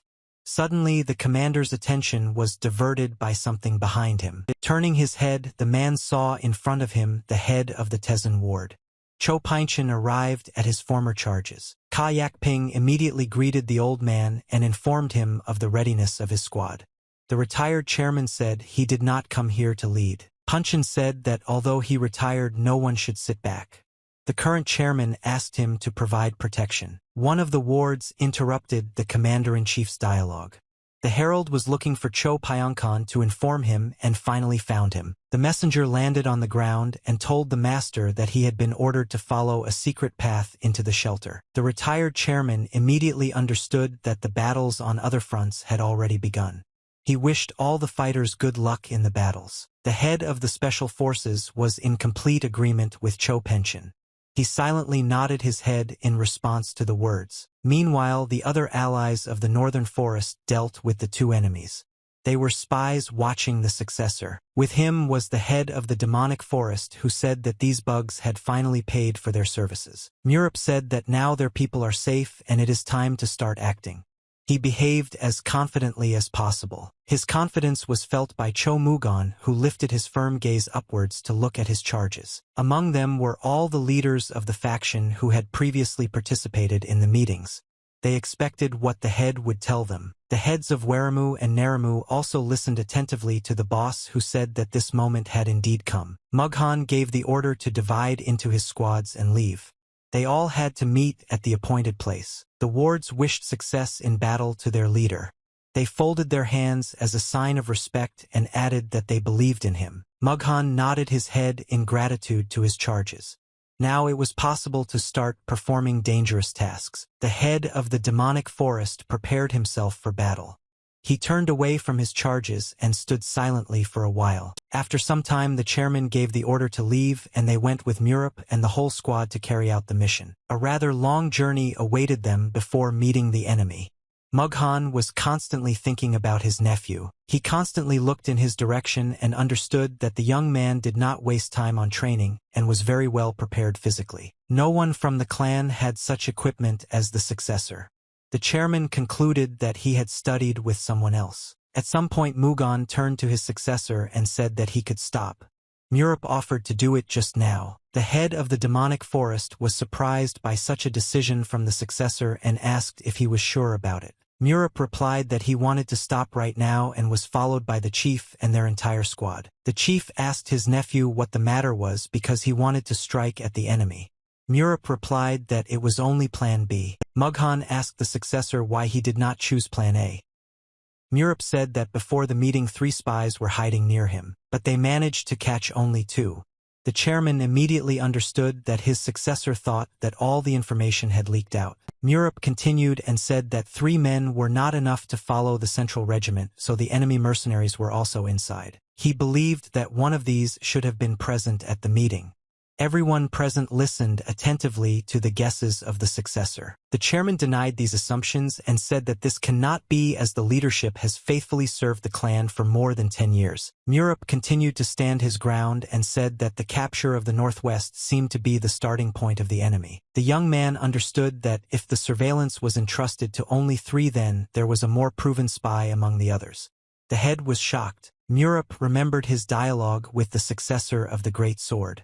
Then he asked him who was responsible for the disappearance of their superiors. John Wagi understood very well from the very beginning that the demonic forest was of no use here, and it was all the work of the successor himself. Murup knew that only Decca and the head of Coles saw his abilities, but Decca was removed from his position, so his candidacy fell away. The head of Coles was so intimidated by the successor that he would definitely never want to cooperate with the Great Sword again. It seemed illogical to Murup that the successor of the Great Sword immediately thought of someone who had been beaten by a gang of ordinary thugs. The young man said that he told about Plan B at the meeting as he assumed about an internal spy, and now he needs to be replaced. The successor said that it is necessary to immediately switch to Plan A in order to protect yourself from unnecessary clashes with the enemy. Murup knew that if they killed only 2 spies, the third immediately ran to relay information to the enemy headquarters. The leader of the Black Soul Squad named Chi Vorin immediately understood that in such a case the enemy would be able to surround them, but Murup denied such a development. Vorin wondered if the enemy would save his people. Murup perfectly understood that the enemy would not want to deviate from his plans. Jung Wagi hoped that they would dance to his tune. Looking at the allies, the successor said that he had mentioned an additional plan at the meeting, but even with it, they would still be outnumbered. The chief asked if the young man really meant to say that the enemy would abandon their allies and attack the northwest. Murup said that it would be so. The head of the demonic forest knew his vis-a-vis and his son, who only pursued their own gain so they could do this. Mugan said that they cannot abandon the allies who have joined their side, so it is necessary to go to their aid. The successor of the demonic forest was in complete agreement with his uncle. He said that it was necessary to leave immediately. Meanwhile, a squad called the Devil's Flower was advancing to the northeast.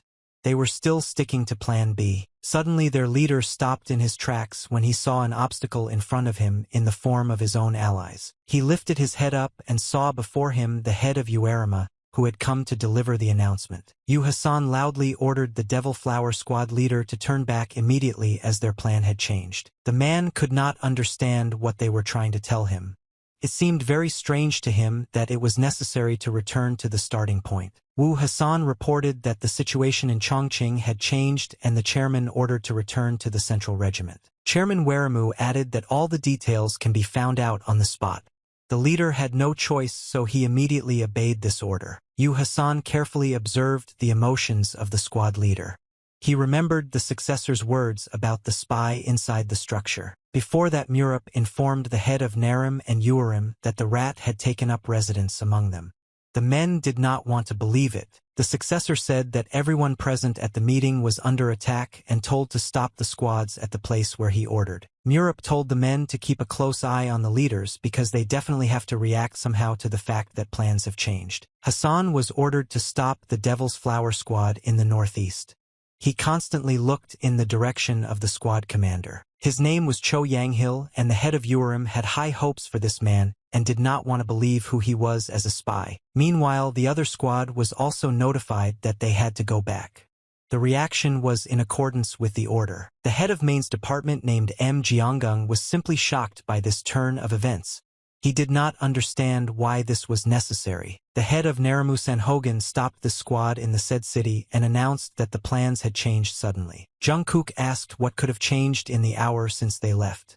Hogan replied that he himself did not know all the details. The head of the department Main reacted ambiguously to this situation.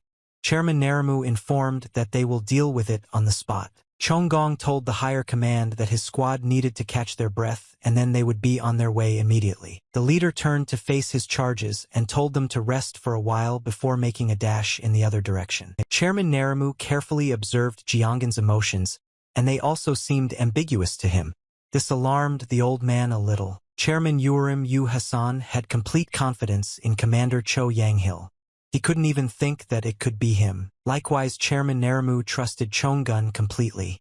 They did not want one of these two to be a spy. It was deep night outside.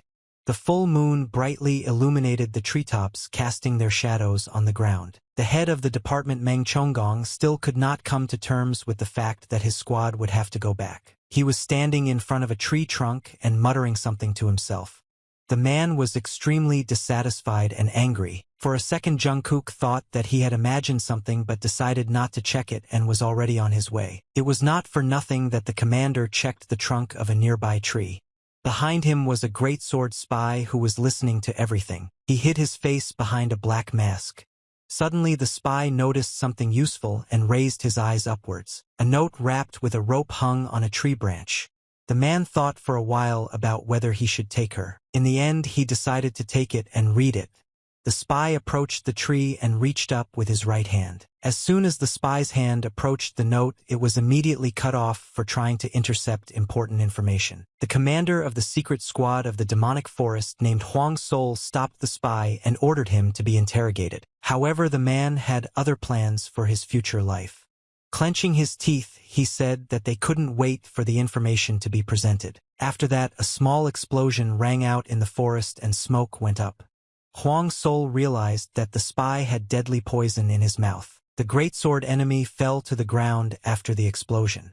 The spy sacrificed his life for the interests of the clan. The commander bent to the ground to pick up the note. The wards immediately understood that all the guesses about the spy were true. Huang Sol opened the letter and began to read. His face was confused. The wards did not understand anything yet. One of the soldiers turned to the captain and asked him to explain why his facial expression had changed dramatically. Huang replied that their immediate superior turned out to be their traitor, if that didn't sound paradoxical. Chairman Narima called Chong-gun to him. The head of the department, Moan, immediately landed behind Mr. Chairman Narimu asked if everything was ready. Jianggung replied yes, but his squad had not yet arrived. At that moment his squad landed behind the leader. Jungkook was a bit wary at this moment. He saw the soldiers in front of him led by Huang Sol, who was displeasedly holding the intercepted letter in his hands. The man's face could say everything for him.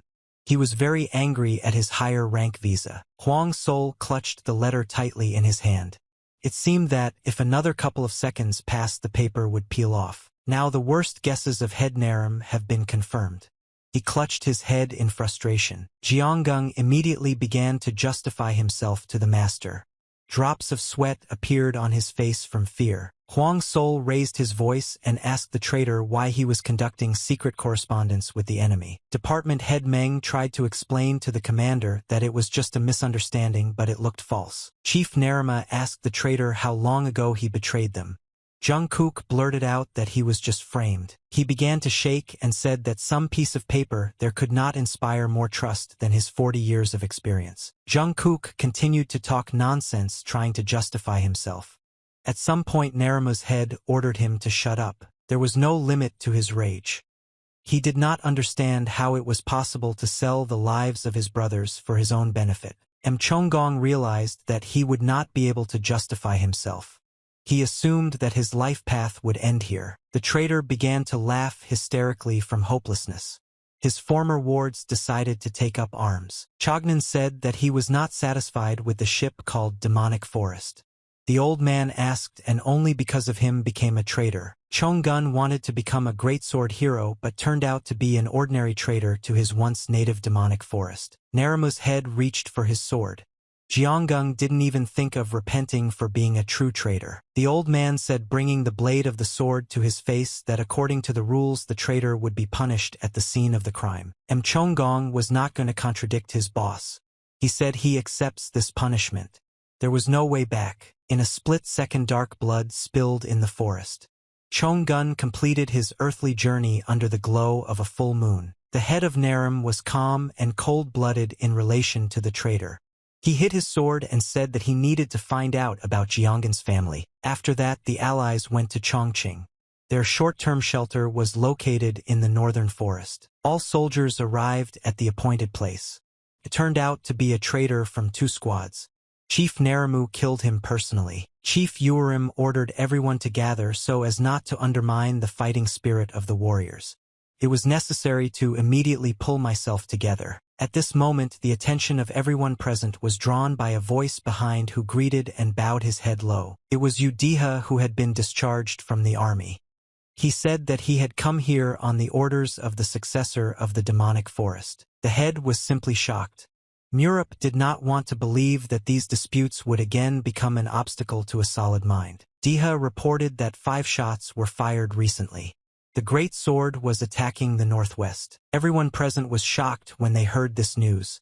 They couldn't believe it was real. The assumption of the successor turned out to be true, and it was not to everyone's liking. Murup had many unfriendly friends. One of the faction heads looked at the young man and couldn't believe that this was the same person who had been kicked by Cole's gang. The head of the demonic forest turned to the successor and said that it wouldn't hurt for them to listen to his plan first. Murup asked the assistant if there was any news from the head of the great sword. Diha replied that he was not seen with the squads. The successor thought that if the old man was not seen with the soldiers, then he must be in his palace. The young man suggested that because of the battle in the northeast, the palace might be abandoned, so it should be captured. The head of the demonic forest reiterated that they could not abandon the northwest after they sided with them. Cho Mugon ordered his wards to immediately leave for the capture of the palace in order to have time to help the allies. Diha informed the head that he had found a path that was not guarded by anyone and asked to lead them with him. Murup thought about how his wards were fighting in Chongqing. He wanted them to last at least an hour, and Chu was in the prime of his life. He crushed the enemies on his way regardless of their number. Meanwhile, the Great Sword Clan had set up their hideout in the Unsen department. Their head was hiding here. Yung Byun looked up at the sky. He was talking to someone and said that the sky is very beautiful today. Above the man hung the severed head of his ward. He spoke to the dead head of Chief Unsen. Mug Yingpi was shocked because the head was beheaded for the slightest provocation of one of the sectors. Yung Wagi said it was time for them to get ready. Mug Inpi agreed and announced that all the Ronin were ready. The successor of the Great Sword bowed before his father and promised him to burn the demonic forest to the ground. Wagi was very surprised when his father told him to wait as their task was to hurry. The young man became very angry when his father said that he could not be trusted. He asked what the chairman meant. John Byun said that his son was too weak to deal with the entire demonic forest. Suddenly Yung Wagi was very scared when he heard strange sounds behind him. Someone broke into them. Immediately shouts began to be heard that the enemy had invaded the Great Sword. It was a demonic forest led by a head. The head of the Great Sword turned to his son and said that he would have cut off his head too if he had not been the successor. A few seconds later, a warrior with his own fighting style burst into the office. He loudly called Chan Wagi's name. The supporters of the demonic forest immediately stood still and waited for what was about to happen. Chin Murup entered the room together with the heads of Narim and Urim. He greeted his vis-a-vis from the enemy clan. Yung Wagi didn't feel as confident as he did the last time they met. He looked very warily at Murup. As many as 800 soldiers from the main forces of the demonic forest had arrived at the Great Sword Clan. They had an advantage over the enemy. Chin Murup smiled pleasantly and said that he was very happy to meet John Wagi himself again. The successor of the Great Sword looked at the opponent and wondered why the successor was here and not at the branch. Murup assumed that Wagi was thinking about when everything went wrong. The rest of the demonic forest were serious. The head of the demonic forest turned to his vis-a-vis and greeted the head John Byun not very warmly. The Great Sword head greeted back.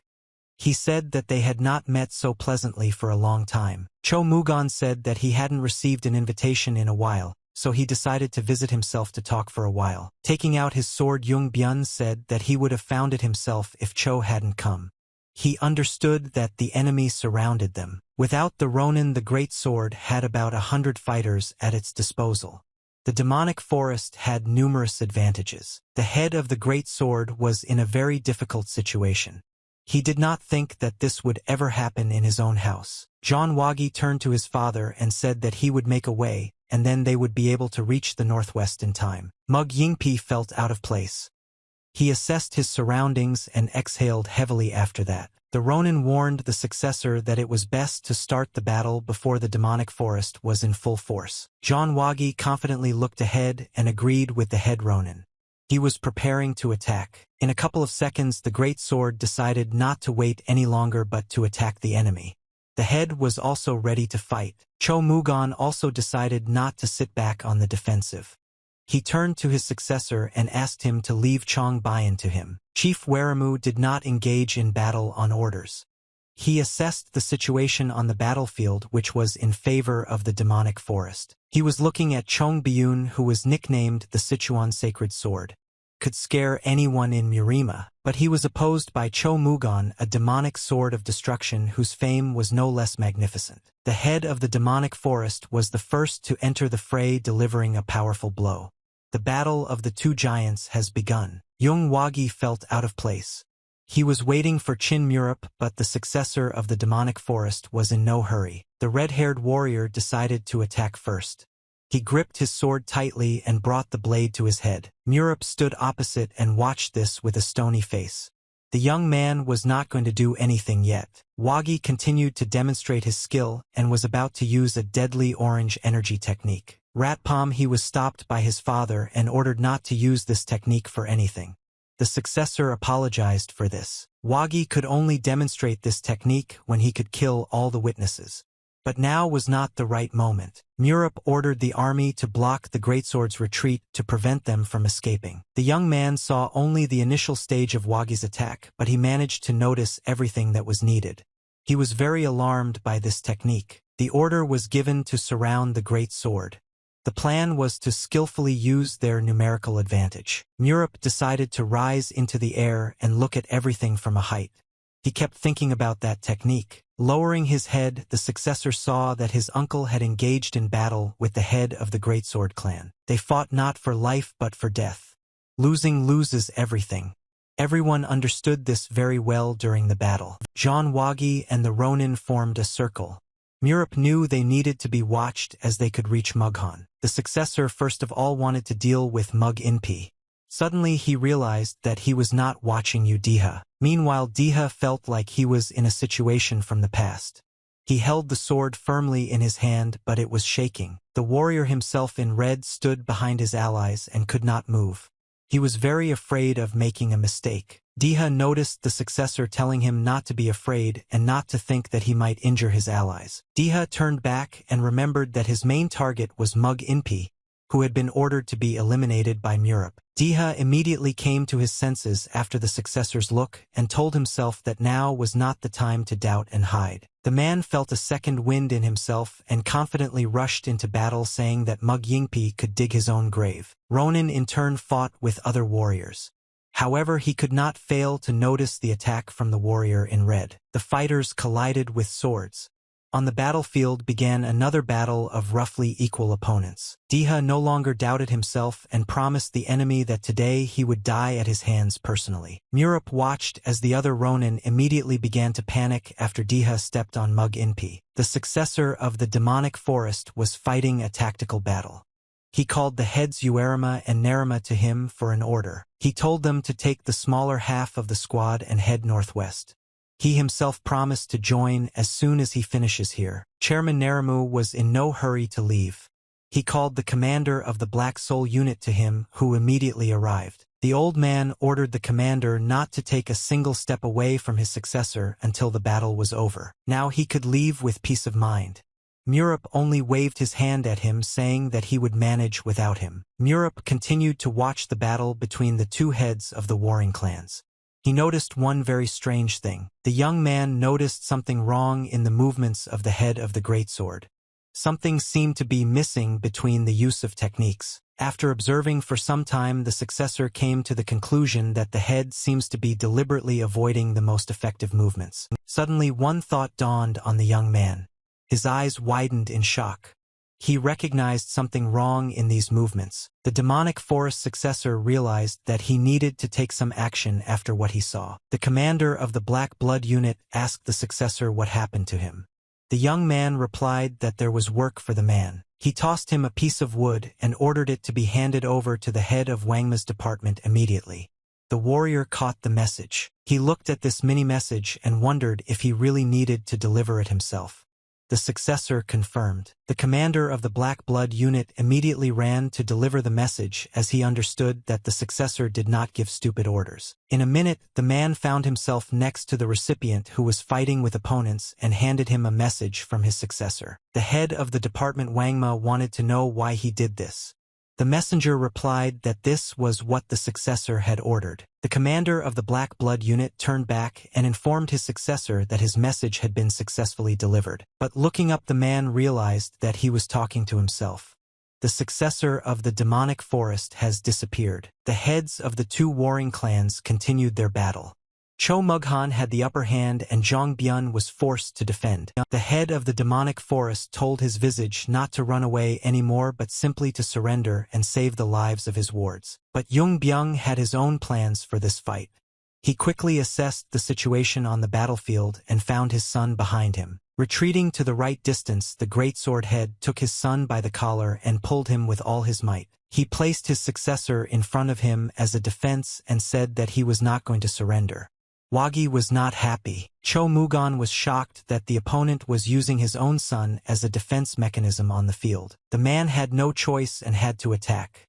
Young Wagi blocked the blow, thus saving his father. The successor looked at his father, turning his head back, and asked why he was doing this to him. The greatsword head told the successor that it was time to prove that he was worth something. After that, Bayan decided to leave his son to fight with the head of the enemy clan. Cho Mugon ordered the enemy to stop. However, the great sword head was not going to do that. He was leaving the battlefield to save his life. Jean Byun thought he would be able to injure his opponent, but he was unable to use his technique in front of witnesses. Retreating, the man thought about the fact that everything is not over yet and he needs to quickly reach the allies in the northwest. Suddenly, Byun saw a strange flow of energy in front of him and immediately understood that it was the successor of the demonic forest. From behind the treetops, a powerful figure of a warrior appeared, covered in blue energy. He decided to stop Young Byun. The head of the greatsword looked at the young man and praised him for having the courage to come to him all by himself. Murup replied that it is not yet known which of them was lucky in this situation and who will now be raked in full. Exuding coldness, Murup began to ponder how such a young clan was able to seize power and began to understand how. Young Byun immediately noticed that it was getting cold around him and that it was the handiwork of the enemy. The cold spread extremely quickly. The leader asked the enemy who he was.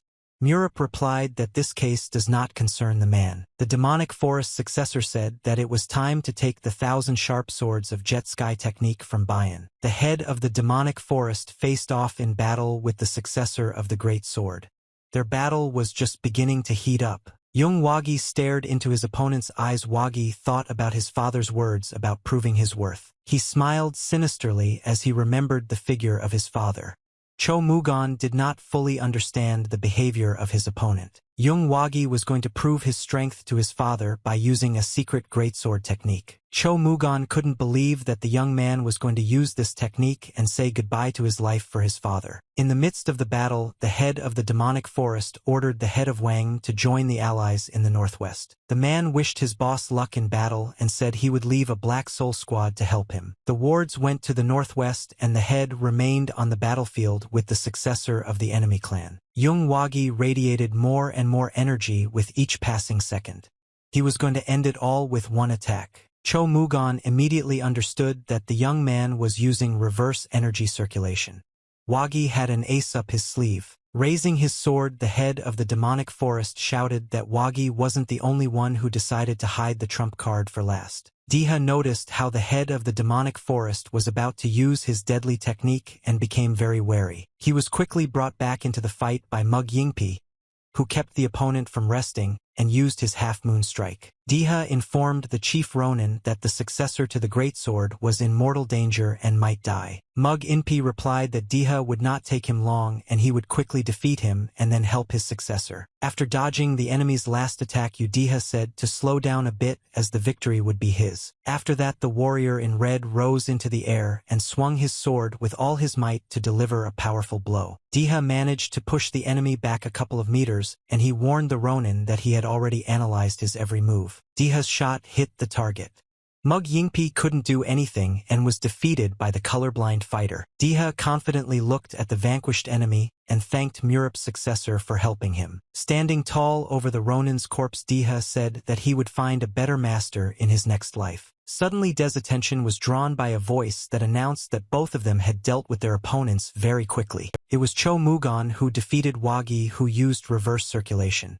The head wondered what his father had taught him in the first place. The successor was killed by the body's own energy. Mugon still could not believe that the young man gave his life for his worthless father. The head of the demonic forest said that he would not forgive Young Bayan for this. After these words, Diha shook his head sharply. Holding the successor's corpse in his hands, Mugon turned to the greatsword warriors. They immediately turned their heads towards the man. The fighters were shocked to hear that their leader had fled, and their successor along with Mug Inpi were already dead. Mughan did not wish to continue fighting for the sake of shedding blood. He asked the opponents to lower their weapons and surrender peacefully. Immediately after these words, the greatsword warriors began to throw their weapons on the ground, acknowledging their surrender. After that, they would kneel before the victors to show that they were no longer going to resist. All fighters were forced to do so since the advantage was on the side of the enemy. Their faces looked sad. Hundreds of greatsword warriors bowed before the head of the demonic forest. It was an undisputed victory for Cho Mughan. The chairman was satisfied with the result, but he did not forget that there is another front. It remains to protect the Northwest. Half of the squad had almost reached there. The chairman thought that if they found out about all the events there, they would also capitulate. Cho Mughan clenched his right fist tightly and felt the victory of the demonic forest. He had been waiting for this moment for a long time. The chairman understood that this was not his merit at all and thanked his nephew who organized this event. Suddenly the man realized that he had not seen his successor for a long time. He wondered where he could have gone. Murap meanwhile stood opposite the head of the greatsword and had a not-so-pleasant dialogue with him, which was to result in a battle. John Byun continued to ask the young man who he really was because the successor of the demonic forest could not know the Blade Star technique. Murap was not going to answer this question. He just stared in the direction of the enemies, observing their emotions. Once upon a time, the most terrible war in the history of Murim took place. The most terrible battle turned out to be in the sky. The teacher held a needle in his hand and told that the battle between the 8 stars and the Alliance of Heaven Saviors was terrible. Young Murap was lying on the ground. The old man was referring to the people in battle who possessed his techniques. The teacher lowered the needle on the boy's forehead and said that if a person does not lose his fear, then he will stop. The old man commanded the student that if he meets someone who knows these techniques, he must not be left alone. Murap began to say that Monen was the first among the 8 stars to die. It was he who first drove the sacred dragon into a dead end. The successor said that he noticed strange movements in Bayan's son until he confirmed his guesses with the sharp blade technique. Murap added that it is now clear how the great sword was able to capture the province in 10 years. Jung Byun was furious. Murap continued to emit cold blue energy, while the great sword head continued to question its origin. The young man seemed to ignore the enemy. He raised his finger and asked who else besides Bayan knew the 8-star techniques. The great sword head didn't want to answer first and told the opponent that he should explain his origin first. Murap concluded that the man does not want to make contact, so measures must be taken. Jung Byun was a little wary. The successor took a harmonious pose. His energy peaked. He was going to use one of the 8-star techniques. Murap said the man would regret not responding and using a technique called the elusive palm. Jong Byun watched the enemy's actions with a smile. He knew that this technique would not help in attacking from a distance. The head of the demonic forest continued to taunt Murap while the latter had already launched his lightning attack. Jong Byun did not have time to react to this blow and was forced to take it on himself. He flew back a couple of meters. The man brought his sword forward to counter the enemy's strength. He couldn't believe that it was really a star palm technique. After attacking the enemy with one of the 8-star techniques, Murap asked him if he wanted to start talking. Jung Byun wasn't going to answer. Then Murap directed his right hand at the enemy and decided to teach him. The greatsword head held his weapon up to stop the flow of cold energy onto his body. The man tried his best and still couldn't understand how the young man knew the techniques of the 8 stars. John Byung tightened his grip on the sword in his hand with every passing second to restrain the opponent's technique. A giant cold spot formed on the battlefield, glowing brightly. Murap demonstrated his strength. Holding back the energy, the great sword head said that he would not be able to be stopped by the cheap tricks of the star palm. Murap felt more comfortable than the enemy. He asked how he even knew about the last reception. Meanwhile, the commander of the Black Soul unit continued to search for a successor who suddenly disappeared from the roof. The man could not understand where the successor could go in such a short period of time. He should have been more careful. He realized his mistake and now continued his search. Suddenly something unknown made him stop in his tracks. The warrior heard loud sounds coming from somewhere. But it was such a place where hardly anyone could be. But the commander of the Black Soul Squad remembered that he was dealing with the successor of the demonic forest, which could be anywhere. He headed towards the loud noises with the speed of light in time to help the successor of the demonic forest. Meanwhile, Jong Bayan began to attack the opponent, and the opponent was forced to retreat a little and defend himself. He noticed that this was not the same man who had fought with his uncle.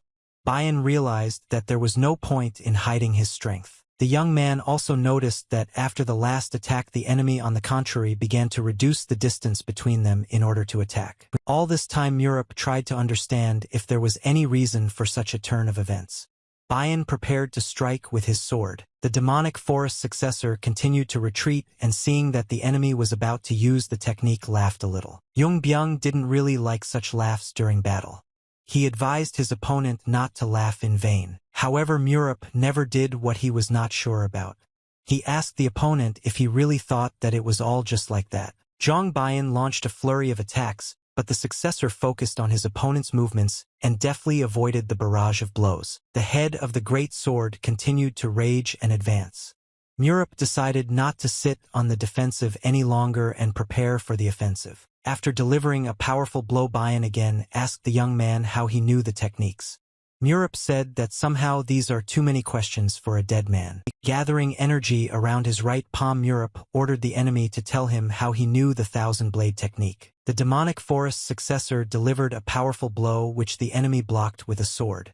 A large energy wave engulfed the forest. Zhang Bayan felt no longer as safe as he had been at the time of his attack and began to worry somewhat about his future existence. However, he was not going to stop no matter what she looked at. The man rose into the air and swung his sword. While conducting this battle, the great sword head felt that he was able to keep his distance even though the enemy was unharmed. At some point, Murap began to get closer to the opponent and met his head with looks. The young man's smile was demonic. Byung, on the other hand, was very alarmed at this moment. His eyes seemed to ask the young man why he came so close. When blocking an opponent's strike, the head understood very well that it takes a long time to recover between using palm techniques. He thought that some successor of the demonic forest could not possess such regeneration as a sacred dragon. However, the young man did not stop there and continued to advance. He clenched his fist in his hand as hard as he could before charging forward. Seeing the opponent's left hand, Zhang Byun was simply shocked. He did not expect that the young man also possessed this technique. At the very last moment, the head of the great sword managed to block the enemy's powerful energy strike with his weapon. Murap told the enemy that even if he had learned all the sacred techniques, without talent they were of no use. Immediately after these words, the successor used a technique called Thousand Heavenly Hands, which the enemy did not have time to follow. Murap landed a couple of meters behind the enemy after dealing him a fatal blow. The successor looked very confident. Byun was just shocked by this turn of events, but he couldn't do anything. Now he understood that the young man also possessed the fist star technique. Murap told his opponent not to fool around, as one of his enemies had experienced stronger blows in the past. The demonic forest successor continued to attack the great sword's head. Zhang Byun was forced to defend himself against the barrage of blows. The man realized that the young man was avoiding strong attacks in order to continue to strike. Bayan could endure them only by protecting the energy pathways. But there was one problem. Energy penetrated the man's body to the bones. Now Bayan understood what the young man's secret was. The great sword head decided to stop defending himself and let him take the blow so that he could catch his breath after it. Murap delivered a powerful blow to his opponent, which sent him flying a couple of tens of meters, knocking down trees along the way. Zhang Byun hadn't expected to be pushed this far, but now he could at least catch his breath a bit. However, as soon as the man thought about this, the figure of a young man who possessed heavenly energy appeared on his horizon. Zhang Byun was shocked to see the young man in front of him. Murap said that the enemy's plan did not quite work. The young man added that palm and fist techniques are not all. He also has a good temperament and a step technique. The successor swung his leg for a kick. Zhang Byun was once again forced to endure this abuse from the enemy. He recognized another 8-star technique from Murap. Getting up from the ground, the man turned his face to the enemy and asked him where he had come from. Murap, with satire in his hair, replied that he was an unsurpassed original, unlike the man lying across from him. The successor advised his enemy no longer to wallow in the mud like a pig, but to stand up and finally admit his defeat in battle. Byung knew very well that he could not win this battle. But he lowered himself and looked at the ground and said that he absolutely did not care. Murap continued to mock the enemy. He put his hand to his ear as if he didn't hear and asked what Zhang was going to spit on. The head of the great sword said that he didn't care who the young man really was. He covered his body with energy and began to stand up. The man was not going to admit his defeat and rose to his feet. He said that he would kill the successor here at any cost. Murap noticed again that his enemy was using reverse circulation. He realized that they all absolutely spat on the origin of the technique. Getting into a fighting stance, Zhang Bian held the sword in front of him and said that he would take the young man with him to hell no matter what. Murup stood unmoved in his place and assessed the situation.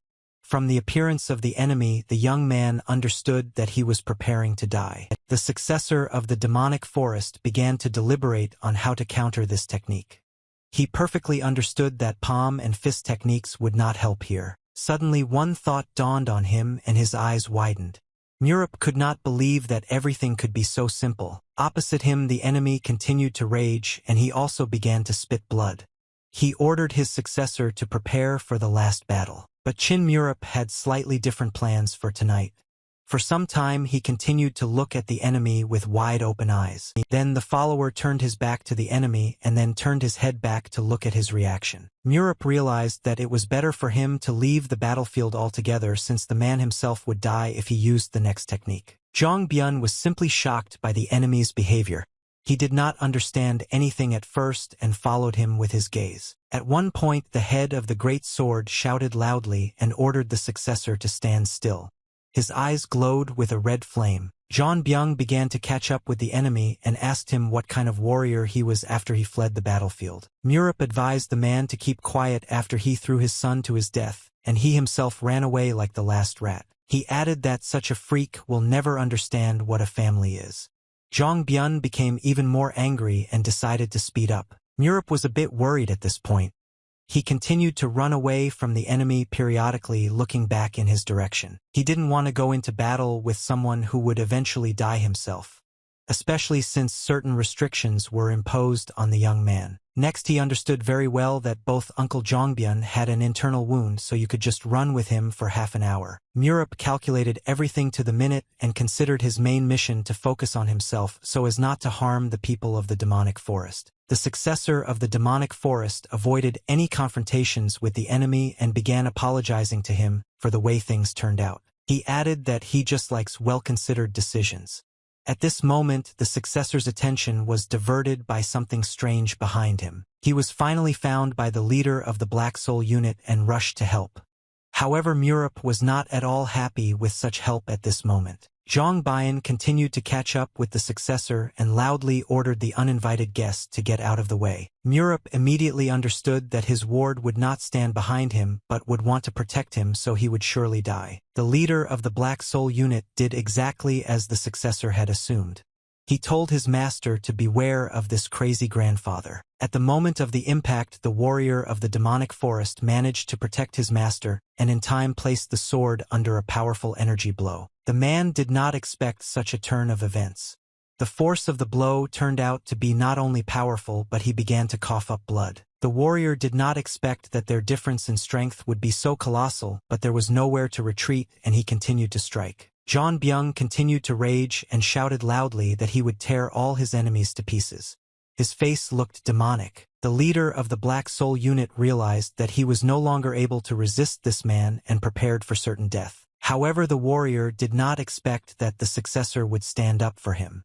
Murup used his palm technique to save his ward. At the time of the impact, the man did not understand what had happened. I just stood there with my mouth wide open and marveled at what I had just seen. Turning his head back, he realized that it was all the work of his successor. His surprise knew no bounds. Murup came up behind his ward and putting his hand on his shoulder told him to move a little to the side. The warrior objected to the master that it was too dangerous. And in his thoughts he continued to be surprised at how powerful the blow was delivered by the successor. The man thought about keeping their clan with such a successor. He once again tried to dissuade the young man from fighting, but it was already too late. Murup was forced to enter the battle with the greatsword's head and blocked his first blow. The shock wave from this collision had a colossal force. The leader of the Black Soul squad covered his face so it wouldn't get hurt. On the battlefield she faced giants that were beyond the teeth of an ordinary warrior. Their battle rather resembled some kind of energy war. Zhang Bian was pleased with this turn of events. He smiled ominously and said that the enemy had finally caught up. Blocking the enemy's blows, Murup behaved as calmly as possible and cold-bloodedly asked why Zhang Bian was happy. The great sword head replied that the successor had finally stopped running away. But now he wondered how the young man got the sword. Having taken out the mass from behind his back, Murup asked the enemy with surprise if he really thought that he was wearing a sword just for beauty. Jung Byun was just shocked to see this in front of him. The successor said that he had learned only half of the necessary techniques. The young man had in mind the technique of thousands of sharp blades that stretched towards the sky. He asked Chong if he was right, and immediately after these words the successor of the demonic forest rushed to attack. The head of the great sword carefully followed his movements, but they were so fast that the man did not have time to move his pupils. The last thing he noticed was a blow from the right. In a split second the blade of the sword was at his shoulder. Zhang Bian didn't have time to react but only noticed how blood was pouring out on the ground. He continued to watch his blood spray in different directions and couldn't believe that this was even possible. The man realized that the successor had changed his movements even before their swords clashed.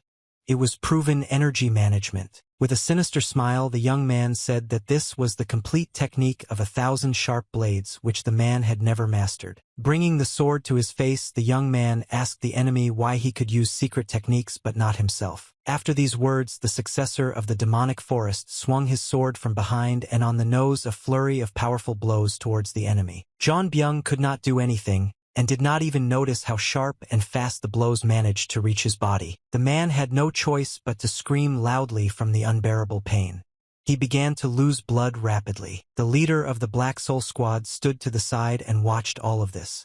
He couldn't believe it was the same successor he knew before. After defeating the great sword's head, Murup told him his secret, that he was born with the characteristic of heavenly yin in his body. He added that he had to take the heavenly yang pill to keep his body from freezing and maintain his energy balance. Placing his hand on the enemy's shoulder, the young man said that he probably thought it was a gift from heaven, but in reality it looked like a curse. Murup asked why the man tried to take control of the province if he did not know full-fledged techniques. Jung Byun looked down sadly. The man could still speak and said that he now understood how the young man knew these techniques. He called the name of the clan head of the 8 emperors. Jung Byung assumed that he was the next one to learn from this man. However, Murup replied that he would rather burn this man's corpse. The demonic forest successor agreed to reveal his secret only if Jung Byung revealed his. The head of the great sword felt insignificant. The successor offered to open the cards for the last time since the man would not survive anyway. John Byung replied that it was all the heads of the 8 emperors. Murup asked if he personally taught him. The young man remembered that the sword star had died at the hands of a sacred dragon before the start of the war. Looking at Jung Byun, he wondered how he survived the battle in the sky. The man replied that he served the clan and the star of the sword. He added that his dream was to take over the entire world with the sacred dragon techniques. Murup only smiled in response, that in such a person as Chong could never defeat the sacred dragon who had won the war at the heads of the 8 emperors. Looking once more at the defeated opponent who was standing on his knees, Murup said that his end was as insignificant as possible. Before the start of the war, the soldiers were forced to divide into 2 varieties. Descendants of the clan of 8 surviving emperors. Those who opposed the war rallied under Songkhan's banner, while others like John Byun continued to live hiding their true colors. Despite the fact that 30 years have passed since the battle in the sky, people still come to the valley with the residue of revenge. Murup despised such people and said if it were his will he would catch everyone. At that moment he felt sick. The woman clutched her chest and realized that he had gone a little overboard. The head of the Black Soul Squad immediately came to his aid. The successor stopped the ward and said that everything is fine with him. After that, he ordered the man to stand on the shoeshare. Murup himself began to restore his internal energy so as not to freeze completely. Energy began to rush out. The demonic forest successor sat in a lotus position and tried to concentrate. His ward watched him from behind. The man couldn't believe that the successor was stronger than Zhang Byun himself and realized that the young man was hiding his strength. The ward understood that the successor had a reason to allow himself to be beaten by Cole's gang and promised to keep his mouth shut. Murup continued to sit still and emit energy. He was as focused on his body as possible. At some point, the successor opened his eyes wide and smiled. He felt his body continue to progress relentlessly. This time he managed to restore his energy balance much faster. Murup could very soon remove all restrictions from himself. The battle between 2 representatives of enemy clans has ended. It was morning on the street and dew slowly dripped from the leaves. Around began to slowly disperse and you could see the crowns of trees. Herbaceous plants bloomed beautifully on the ground. The leader of the Black Soul Squad asked his master if it was really over. The next day the Night Forest answered firmly that it did. He smiled in the face of his charge and told him to take the trumpets with him to put an end to this war. The man was very pleased that such a successor had come into their plan. He was proud of the young man and considered him the pride of the clan. The sun slowly began to rise from behind the mountains. The representatives of the demonic forest took with them the corpse of the head of the enemy clan and headed for the road. The war ended without any hesitation or problems. The Great Sword Clan could no longer withstand the power of the demonic forest. The leadership of the Northwest was able to hold out long enough for reinforcements from the demonic forest to come to their aid. The Great Sword was preparing for battle, but when they saw Zhang Bian's severed head they immediately threw their weapons on the floor. The northwestern gangs that had joined the demonic forest were simply shocked and also very happy. All allies began to rejoice just on the battlefield. The war ended and after 10 years power over Chongqing returned to the hands of the demonic forest. The next day the war was remembered with kind words. After it ended there was much more gloom for the demonic forest. Murup came to look at the prisoners together with Diha. The aide reported that the prisoners were gathered and the injured were being dealt with in the northwest. The successor looked into the eyes of one of the prisoners. Diha added that all of these people were either Ronin or warriors of defeated clans in the past. After examining some of the men, Murup concluded that Mug Inpi was collecting real shit. Diha didn't quite understand this. He looked at his successor's back and mentally praised him for keeping his word. Now he could consider him a distinguished person. At some point Diha called out to the successor and got his attention. Murup asked what else he needed. Diha said that he has a lot of respect for the work he has done. Murup liked it and said to continue. Diha asked his successor to ask him one more question. Murup replied, let him bet, but only with respect. The warrior said that the successor was already able to take over Chongqing after completing his previous mission. He was interested in the young man's next goal. After thinking for a while, the successor asked De if he could believe what he had to say. The assistant answered positively. Qin Murup remembered the words of his teacher who told him to choose a path, so that he could always see the light in front of him. His uncle had a completely different opinion on this score. The demon forest always lived with its head held high. Remembering these phrases with a smile, Murup replied to his assistant that he wanted to achieve what everyone wants. Diha did not quite understand where his boss was heading. He asked him what exactly every person on this planet wants. The young man replied that it was the mighty power of Sichuan province. He laid the foundation in the form of Chongqing and eventually planned to sort things out gradually. Murup smiled and said that the parallel demonic forest should regain its former glory, but this is definitely not a matter of one day. Immediately after these words, he was interrupted by the commander of the Black Soul Squad. Qin Voren announced the following, that the head of the clan was looking for him. Murup asked the man if the head believed his words.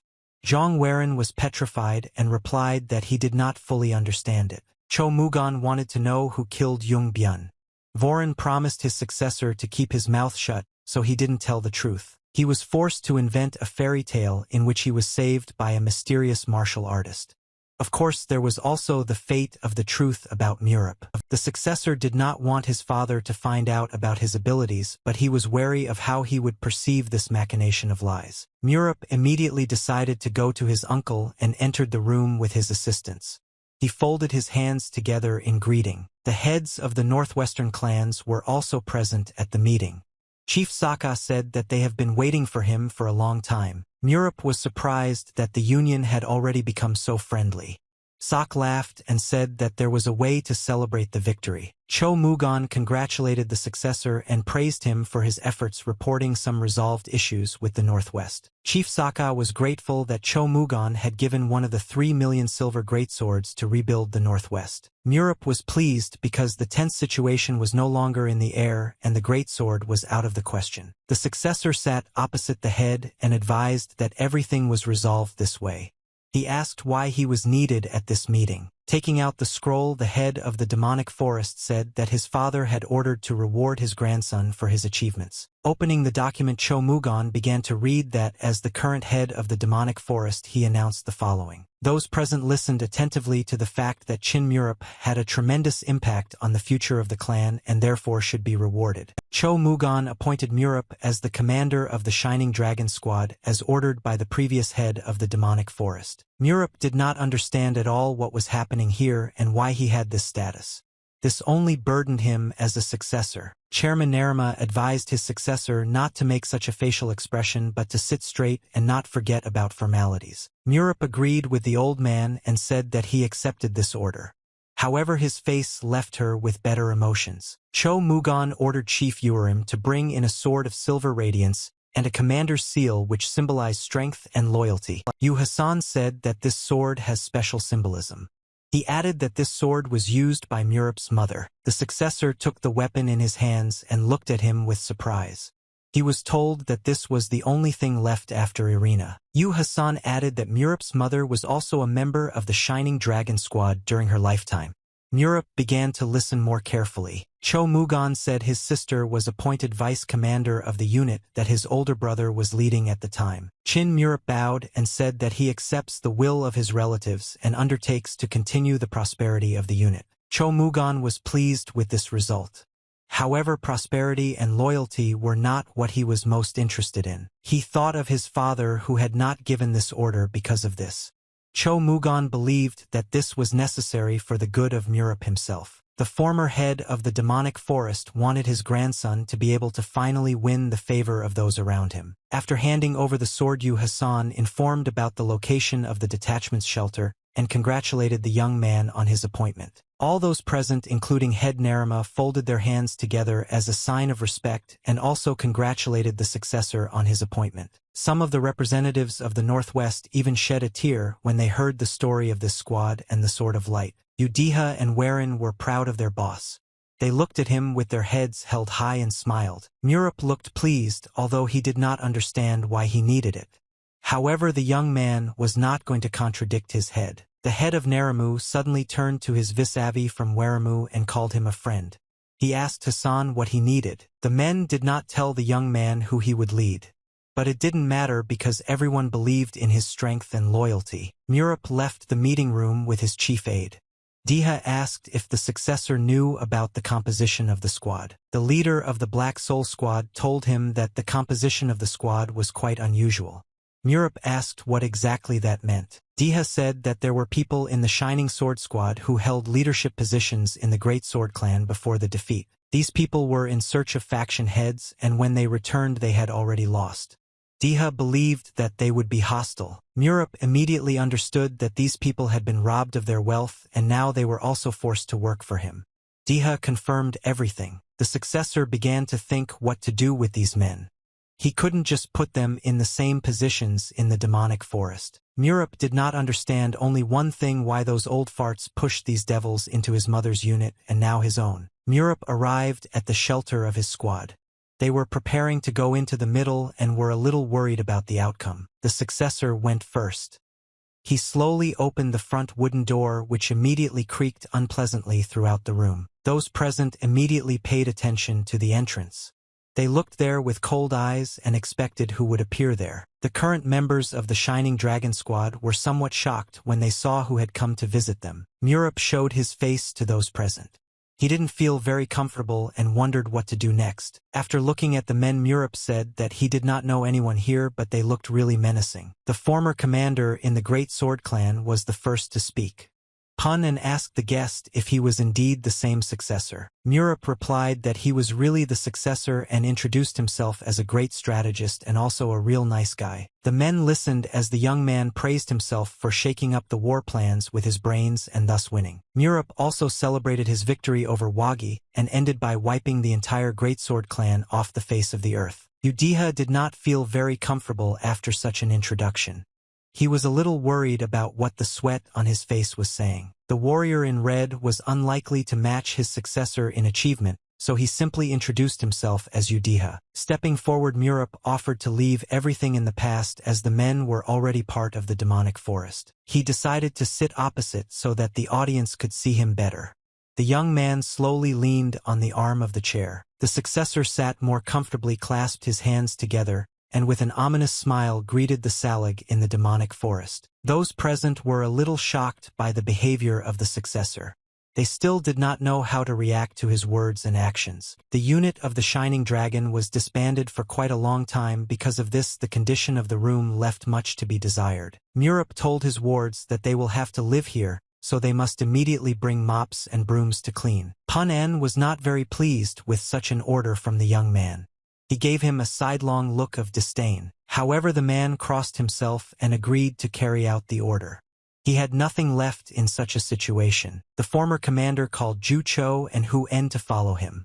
Someone else was going to get water. Murup was surprised that men were so obedient.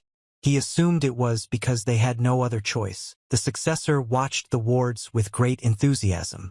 He wanted to train them using the Iron Hand method. Most of the captives joined the various organizations of the demonic forest and were forced to follow the orders of another command. Pun En looked like a man of character from afar. He was better known under the pseudonym Lightning Sword. Han Gung was well versed in the art of the single-edged sword. He was also the commander of one of the squads in the Great Sword. A tall man named Ju Cho was a spearmaster, but now he is forced to carry water on it. He didn't look very pleased. Hu En was a very short man but a very good archer. Now the warrior was forced to work as a sweeper. A man named Zhang Yu looked like a monk, but he was not a monk at all. This man used a stick in battle. Diha informed his boss that all of these people were elite and the demonic forest could have been defeated if not for the successor's plan. Murup understood that he now had to re-educate these men but told Dehi not to overexert his charges. Deka was very surprised to hear these words because the successor wanted to deal with them more harshly. Murup asked to leave him alone. Leaving the square, the successor said that he had already entrusted the training of the warriors to one person and asked De to follow this as well. The warrior in red did not quite understand what I meant by the successor. He could not understand who exactly could be entrusted with this work. The former elite of the Great Sword were forced to work illegally. They finally finished cleaning and put the mop back in place. The men debated the identity of the successor who had single-handedly made the Great Sword disappear from the world map. Hu En said that there was no one to blame for the defeat but himself. Han Gung disagreed and said that he fought with all his might. A conflict broke out between the former commanders of their units on this account. The soldiers' opinions diverged and they began to clamor. Suddenly Hu En felt a powerful blow. It just popped into his head. The young man did not expect such a turn. The warrior became very angry after being unexpectedly hit on the head. He looked around and asked who did it. There was no need to look far. It was En Chu who had come to monitor the captives under the orders of the demonic forest successor. Seeing such a giant in front of him, Hu En was immediately frightened. He felt that things would not go according to their script. En Chu was supposed to keep an eye on the warriors from today. Now Diha understood who Chin Murup meant by the overseer. En Chu turned to one of the captives and asked him if he had heard anything at all about parental submission. Hu En asked what that even meant. Ronan Undercover asked why the young man was always messing around with his elders. Diha already during this time to the mental structure of the warrior. Perhaps only he understood that the giant meant the concept of subordination. Han Gung was the largest among the warriors and replied to the big man that they were all about the same age group here. En Chu said that he would never believe it because the man looked like an old fart compared to the dwarf. En Chu turned to the bald man nearby calling him a monk and asked if the two were really the same age. Young Yu didn't really like being called a monk. He spat on the floor and replied that he was not a monk at all. En Chu grabbed the man's head and asked why he shaved his head then. Young Yu replied that his hair just fell out. Diha watched all this action from the side. He didn't interfere, he just thought that En Chu had a real talent for screwing people up. Meanwhile, Murup decided to dig up something in the clan's archives. He came to an old building that had not yet been cleaned. The current leader of the Radiant Dragon clan was very interested in one fact, whether there was anything left from his predecessors in these places. The young man looked at the piece of paper in the frame. There was a handwritten text. Murup immediately recognized this handwriting. He looked sadly at these letters which were written many years ago. It made him a little sad and reminisce. He remembered his dead mother and asked her if she was even watching her son, who had become the commander of the Shining Dragon. He promised her that this was just the beginning. Moving the frame a little lower, Murup read the message that told him to go through the forest. It was written by Cho Iron, who considered herself an incredible woman. Having read these lines, Murupa fell into a stupor. Now he understood where the legs of his complacency grew from. He was very much like his mother, who also loved to joke. Murup appointed Yu De as the vice commander of the Shining Dragon Squad, and Chu in turn became the main defender. There were 5 commanders in the detachment who led their subgroups. It was the same elite that became the leadership thanks to their achievements. They all possessed the same type of weapon that was used in the 8 Heavens soul art: single-edged and double-edged sword, bow, spear, stick. Murup assembled a squad that he considered the most productive. He gathered everyone in front of him and ordered the first subgroup to step forward. Pan En was at the head of this subgroup. With his squad, the man made a lesson in advance and said that they were waiting for orders. Murup ordered Chu to fight the first subgroup. The successor wanted to train his current wards a little, and Chu was very happy and asked how long he could beat the men. Murup replied that he did not care as long as the giant did not kill them. Zdrovan was very pleased. And Chu only enjoyed beating someone in this life. He began to laugh sinisterly and tell someone that his successor had allowed him to make puree out of people. Murup hit him on the head and told him not to do that. And Chu replied that he did not really want a fight then, and offered to entrust the task to De. Murup replied that this warrior is a weakling. Deha did not really like this attitude towards him. Clenching his teeth in anger, Deha said that he would cope with this task. Murup and Chu began to mock the warrior. They gave each other a high five, and then Deha realized that everything was planned this way from the beginning. Pan En apologized and interrupted the commander.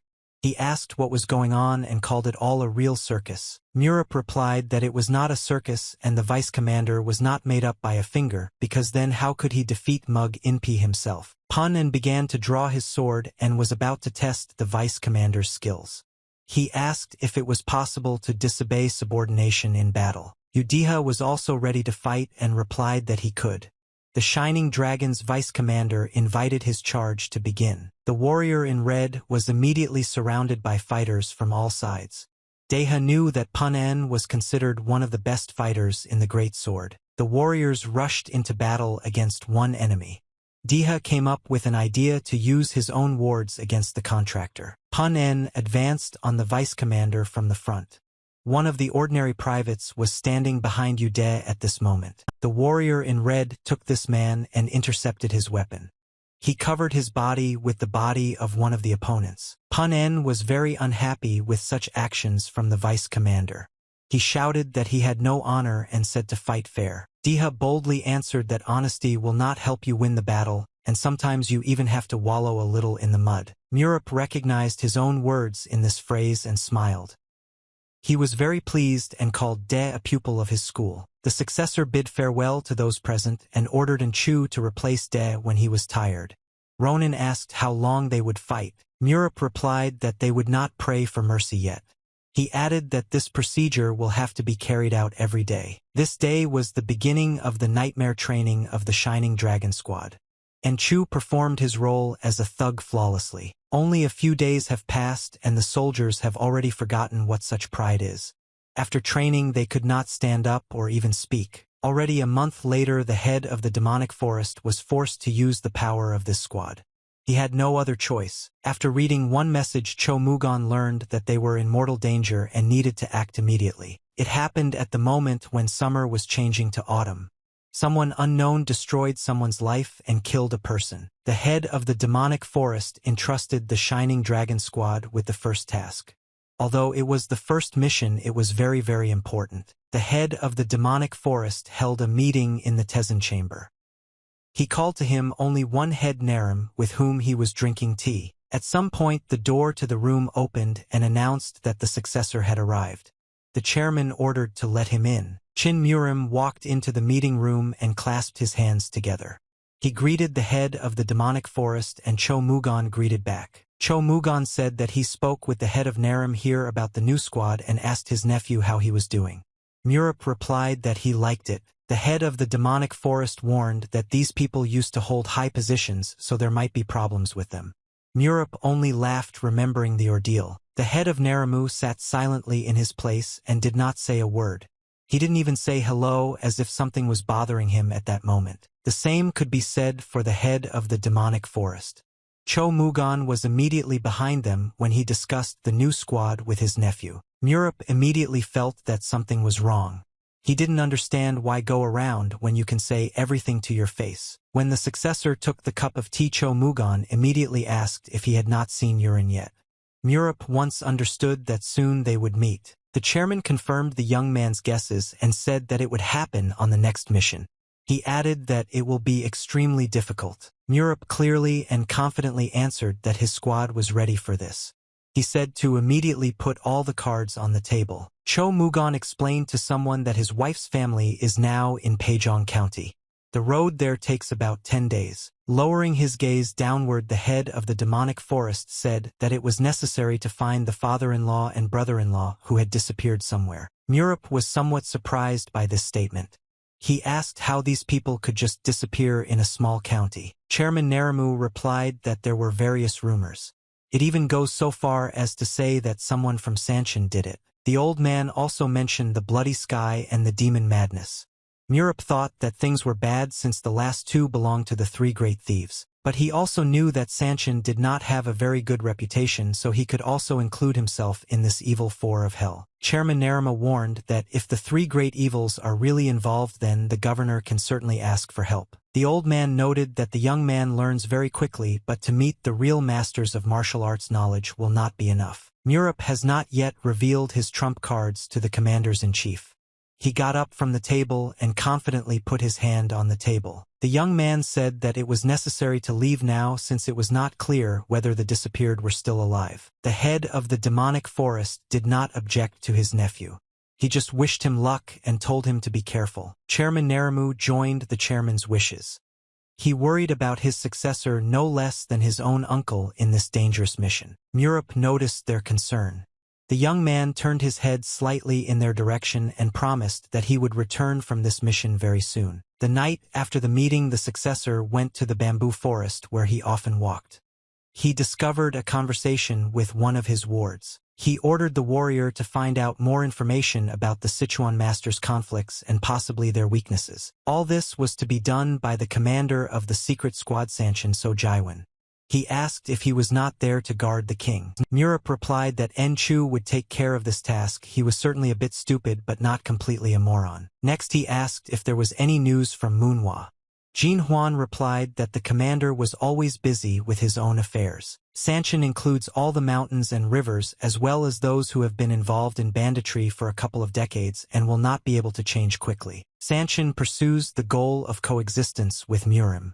At such a time they get rid of all those who interfered and value only the labor force. Murup didn't really like the fact that the Sanshins were drawn into the conflict with the demonic forest because they were on good terms. The successor constantly handed something under his nose, solving his problems. Janhuan asked his boss if he was okay. Murup replied that everything was absolutely normal and ordered his ward to go. Zhang Huan unequivocally agreed with the king. The main shelter of the Shining Dragon Squad took on a completely different look after being occupied. It looked like a newly renovated building. Pun En is very tired from constant training. Han Gun completely agreed with him and asked Yung Yu for his opinion. Meanwhile, the man's nickname began to suit him. He was sitting in the lotus position by the window and looked like a monk. He said he was just grateful to be alive. Poon and called the man a madman living in his own world. Ju Cho said that he would like to take a break now because his future plans include opening a small shop. Hu En intervened in the dialogue and showed them the jewelry his sister had given him. He promised her to bring nice clothes if he came back. Han Zhen shouted loudly and ordered the man to realize that this was just training and that no one was going to kill them. At that moment, the successor burst into the movement, knocking out the door with his foot. He ordered his wards to immediately assemble and move forward. Han Zhen had forgotten that there was a successor besides the Ronin. Murup ordered his wards to hurry as Paijin was waiting for them. Noticing that one of the soldiers was not going to move, Murup approached him and slapped him on the bald head. Murup felt very strange things about himself after this blow. He looked at the bald spot and said it looked like a baby's ass. Young-yu was not happy with this turn of events. He felt all the fury of the commander and immediately began to gather. The 57-man squad of the Shining Dragon went on a campaign to Paijin. They immediately went to the province on horseback. Murup told his wards that they should reach the city in 6 days and ordered to see that no one was left behind. Diha perfectly understood that it would take at least 10 days to travel to Paijin, but he decided not to object to his successor. The rest of the wards were in complete agreement with their master. They said that they would carry out every order of their commander. A long journey awaited the demonic forest squad. They were forced to move at an accelerated speed to keep up. As the successor had promised, they reached the entrance to Paijin County in 6 days. It required fewer breaks and increased speed. The two girls were walking along the road and were discussing that the demonic forest had destroyed the great sword and regained supremacy in Sichuan. One of the ladies said that she had heard that the successor had come up with the plan for the demonic forest, and she wondered how he did it. It was a disciple of the divine sword Tang Reiwa. She raised her eyes and said that she would know everything very soon. Her assistant asked what she meant. Tang Reiwa replied that the demonic forest is the in-laws of the Zhang family, so they should know. The assistant said that if Sanchin was involved in the case, then the flower bell should be immediately notified and reinforcements should be expected. Tang Reiwa asked why the assistant did not believe her. The ward replied that she was just worried about her lady. Tang Reiwa suggested that the Faceless Mountain King might be involved in the incident. The head of the clan of 8 emperors had this nickname. The lady said that the warriors of the Silver Valley are stronger than the commanders of the middle clans, and even the Flower Bell cannot stand against them. She could not allow the son of the head of the 8 emperors to rule the Silver Valley because it was too dangerous. The assistant asked the lady if she remembered hearing about the invincible monster within energy and suggested that it could also be a rumor. After these words, Tang Reiwa stopped in place and thought.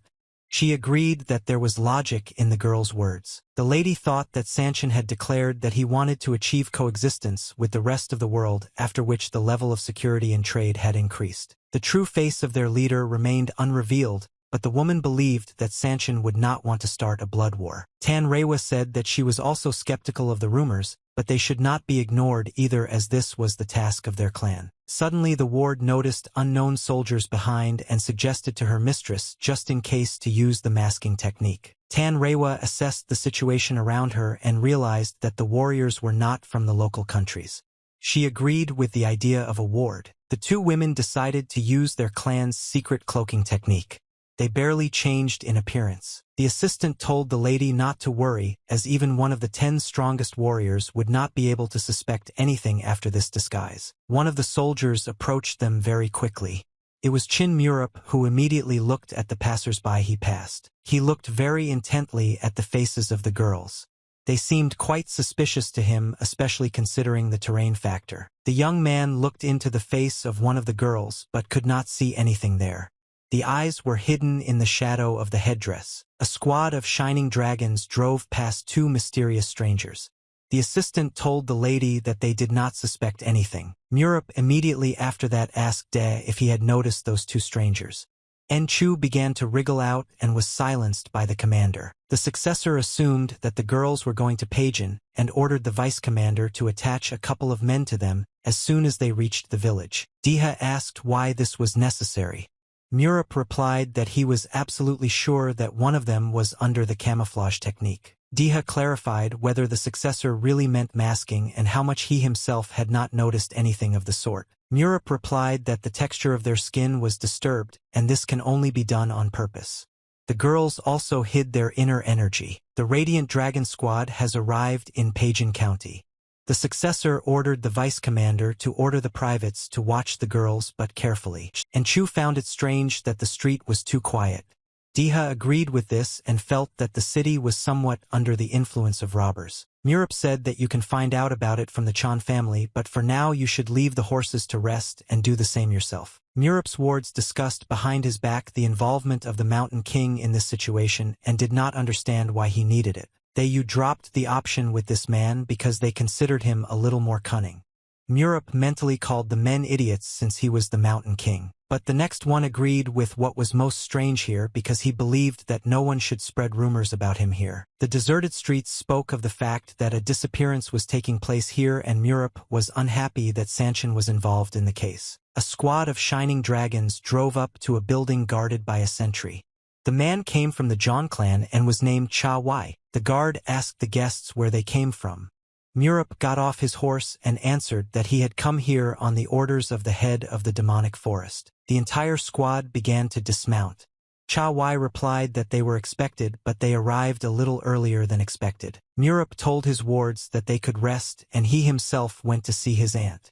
Punen followed the order. The watchman immediately understood that the young man was aware that his aunt was changing her head and could not return to the demonic forest. Arriving at the ladies' quarters, the man announced that he had brought with him the commander of the Shining Dragon Squad. The woman was surprised that everything happened so quickly. Murup and Deka went into the room and put their hands together as a sign of respect. They introduced themselves as the squad commander and vice commander. Cho Mugen's wife Jong In-ren met the guests and immediately thanked them for their huge contribution to the victory over the Great Sword. In-ren wanted to offer tea to her nephew, but there was none. Sitting down at the table, Murup replied that the water would be enough for him. The successor immediately said that he was surprised that he met almost no people on the way here. In-ren replied that they still continue to find the bodies of the dead warriors. The woman reported that her father and brother were returning from the capital when they disappeared. Human corpses were found in a deep forest 50 kilometers from Peijin. Murup asked if search operations were conducted there. In-ren replied that it was being held but was too burdensome due to the number of people. The successor assumed that the corpses left by the enemy meant something and asked if the woman had received something like a letter. In-ren replied that when they had lost all hope, a corpse was brought to the estate along with a letter. She put this letter on the table and added that the enemy demands to send him a receipt for the amount of 3 million silver. Murup took this letter and began to read. He immediately appreciated the crude handwriting, but there was strength in the lines of the writing. The successor asked whether the family had such funds at all. In-ren replied that it was all the Zhang family's savings for 10 years. The woman added that the enemy said he would send 1 corpse a day until the money demand was met. His wife's head and hands began to shake. She said that this is already the 5th corpse and you simply can't drag it any further. Murup watched his aunt worry. He considered her a very strong woman as she had to endure a lot. The successor rose to his feet and said that the enemy probably knew that there was no such money and took into account the fact that the Chong family was related to the demonic forest. Murup said that the enemies made a big mistake when she contacted them. He promised his aunt to return the people safe and sound. As she led the guests away, the woman told them to contact her if they needed anything and wished them luck. Murup agreed with his aunt. Opening the front door, the successor turned to the vice commander and ordered him to call all the commanders immediately. The young man slowly took hold of the door and opened it with great force. It was necessary to hurry in order not to lose time. Suddenly, the successor felt a jolt in his abdomen. He had to face a little girl. Murup looked down at the child and asked if she was okay. He also wondered who she was. Sitting on the ground, the girl called the successor a real ruffian and a pawn if he does not know her name. The girl introduced herself as Cho Yurim. She was the only daughter of the head of the demonic forest as well as a potential successor. Now Murup put together all the puzzles in his head, but he did not understand how such a restless daughter was born to such calm parents. The successor asked the girl where she shared her front teeth. Laughing, the little girl replied that she wanted to exchange them for sweets. Murup praised the girl for laughing in such a situation. Urim replied that nothing can be changed with ordinary tears. She added that if she was going to be sad herself, she would make the rest do it too. The successor was very surprised by such thoughts of the girl. Urim assumed that the man in front of her was a successor from Chongqing. Murup confirmed her words and told her to call him Kanim. Saying goodbye to the guests, Urim shouted that she was glad to meet her and hopes for the next meeting. Murup waved her goodbye. Having departed a little from the previous dialogue, the successor returned to harsh reality and said that it was necessary to advance in 2 hours. Diha was surprised at such haste from the successor. He asked if he managed to find out anything yet. Murup said that he would deal with it now. The successor thought that if there were many hostages then they were definitely not being held in Peijin, otherwise they would have been counted immediately. Murup perfectly understood that it was necessary to act as carefully as possible. He was going to comb the entire territory of a 50-kilometer zone in the forest. He ordered his wards to proceed with caution and left the elder De behind. He warned that no development of events can be ruled out. Pun and decided to clarify some information. He asked the successor why one could not simply ambush the enemy in Peijin. Murup replied that then the lives of the hostages could be in danger and their task was to save the head of Chong and his son. The successor advised the wards to meet with the hunters to find out if anyone had stolen food from their traps, as the hostages needed to be fed something. Diha listened carefully to his successor and understood that he was very principled at such moments. Murup seemed to become a completely different person. At the end, the successor warned his wards that their main task is not to punish the guilty but to save the hostages. Han Gung informed the successor that the two girls he had been following had recently entered the city and were being followed. Murup said he needed to meet them first, so he ordered his squad to rest and prepare for now. Murup ordered De to stay here and took Chu with him. The vice commander was surprised by such a decision and understood that the successor saw a threat in the girls. Chu asked his boss to go to the inn first as he really wanted to eat. Murup said that it is possible to suffer. Continuing the dialogue, the successor noticed something strange and fast and turned his head to the right to confirm his guesses. A trace of someone's movements remained on the roof. Chu asked the successor what he had noticed there because it was empty. However, Murup could not be wrong. It was one of the same girls who followed Peijin County yesterday. The girl was very worried. Her face looked scared and she kept moving forward. She constantly looked around as if expecting danger behind her. The girl used a camouflage technique to hide. It was the assistant who noticed that the young man looked in her direction and could not believe that someone other than their clan was able to notice their technique. The girl understood that the young man was very dangerous. At that moment, Murup together with Chu entered the back of the girl and scared her to death. Meanwhile, the divine sword disciple, nicknamed Beautiful Flower Tang Reiwa, was going to have a drink at their hideout. She was waiting for her assistant Sojin and assumed that something might have happened to her, since she has been gone for a long time. As soon as the girl thought about her assistants, a voice sounded behind her announcing the arrival of the lady. Tang Reiwa turned her head back and with a smile on her face asked the assistant if she had learned anything useful. Sojin apologized to her mistress and announced that she had been caught. Behind her stood Murup and Chu. Tan Reiwa, she couldn't believe that someone had managed to recognize the Sejong technique. Chu invited the girls to dinner. Chu whispered into the boss's ear, "That girl's like that." Murup thought. Seojong was still trying to gauge the strength of these two. Murup sat down at the table and Tan Reiwa immediately asked him what he needed. The successor said he just wanted a drink. He told Chu to order whatever he wanted. Chu was overjoyed to be able to eat and drink. Tan Reiwa behaved very seriously.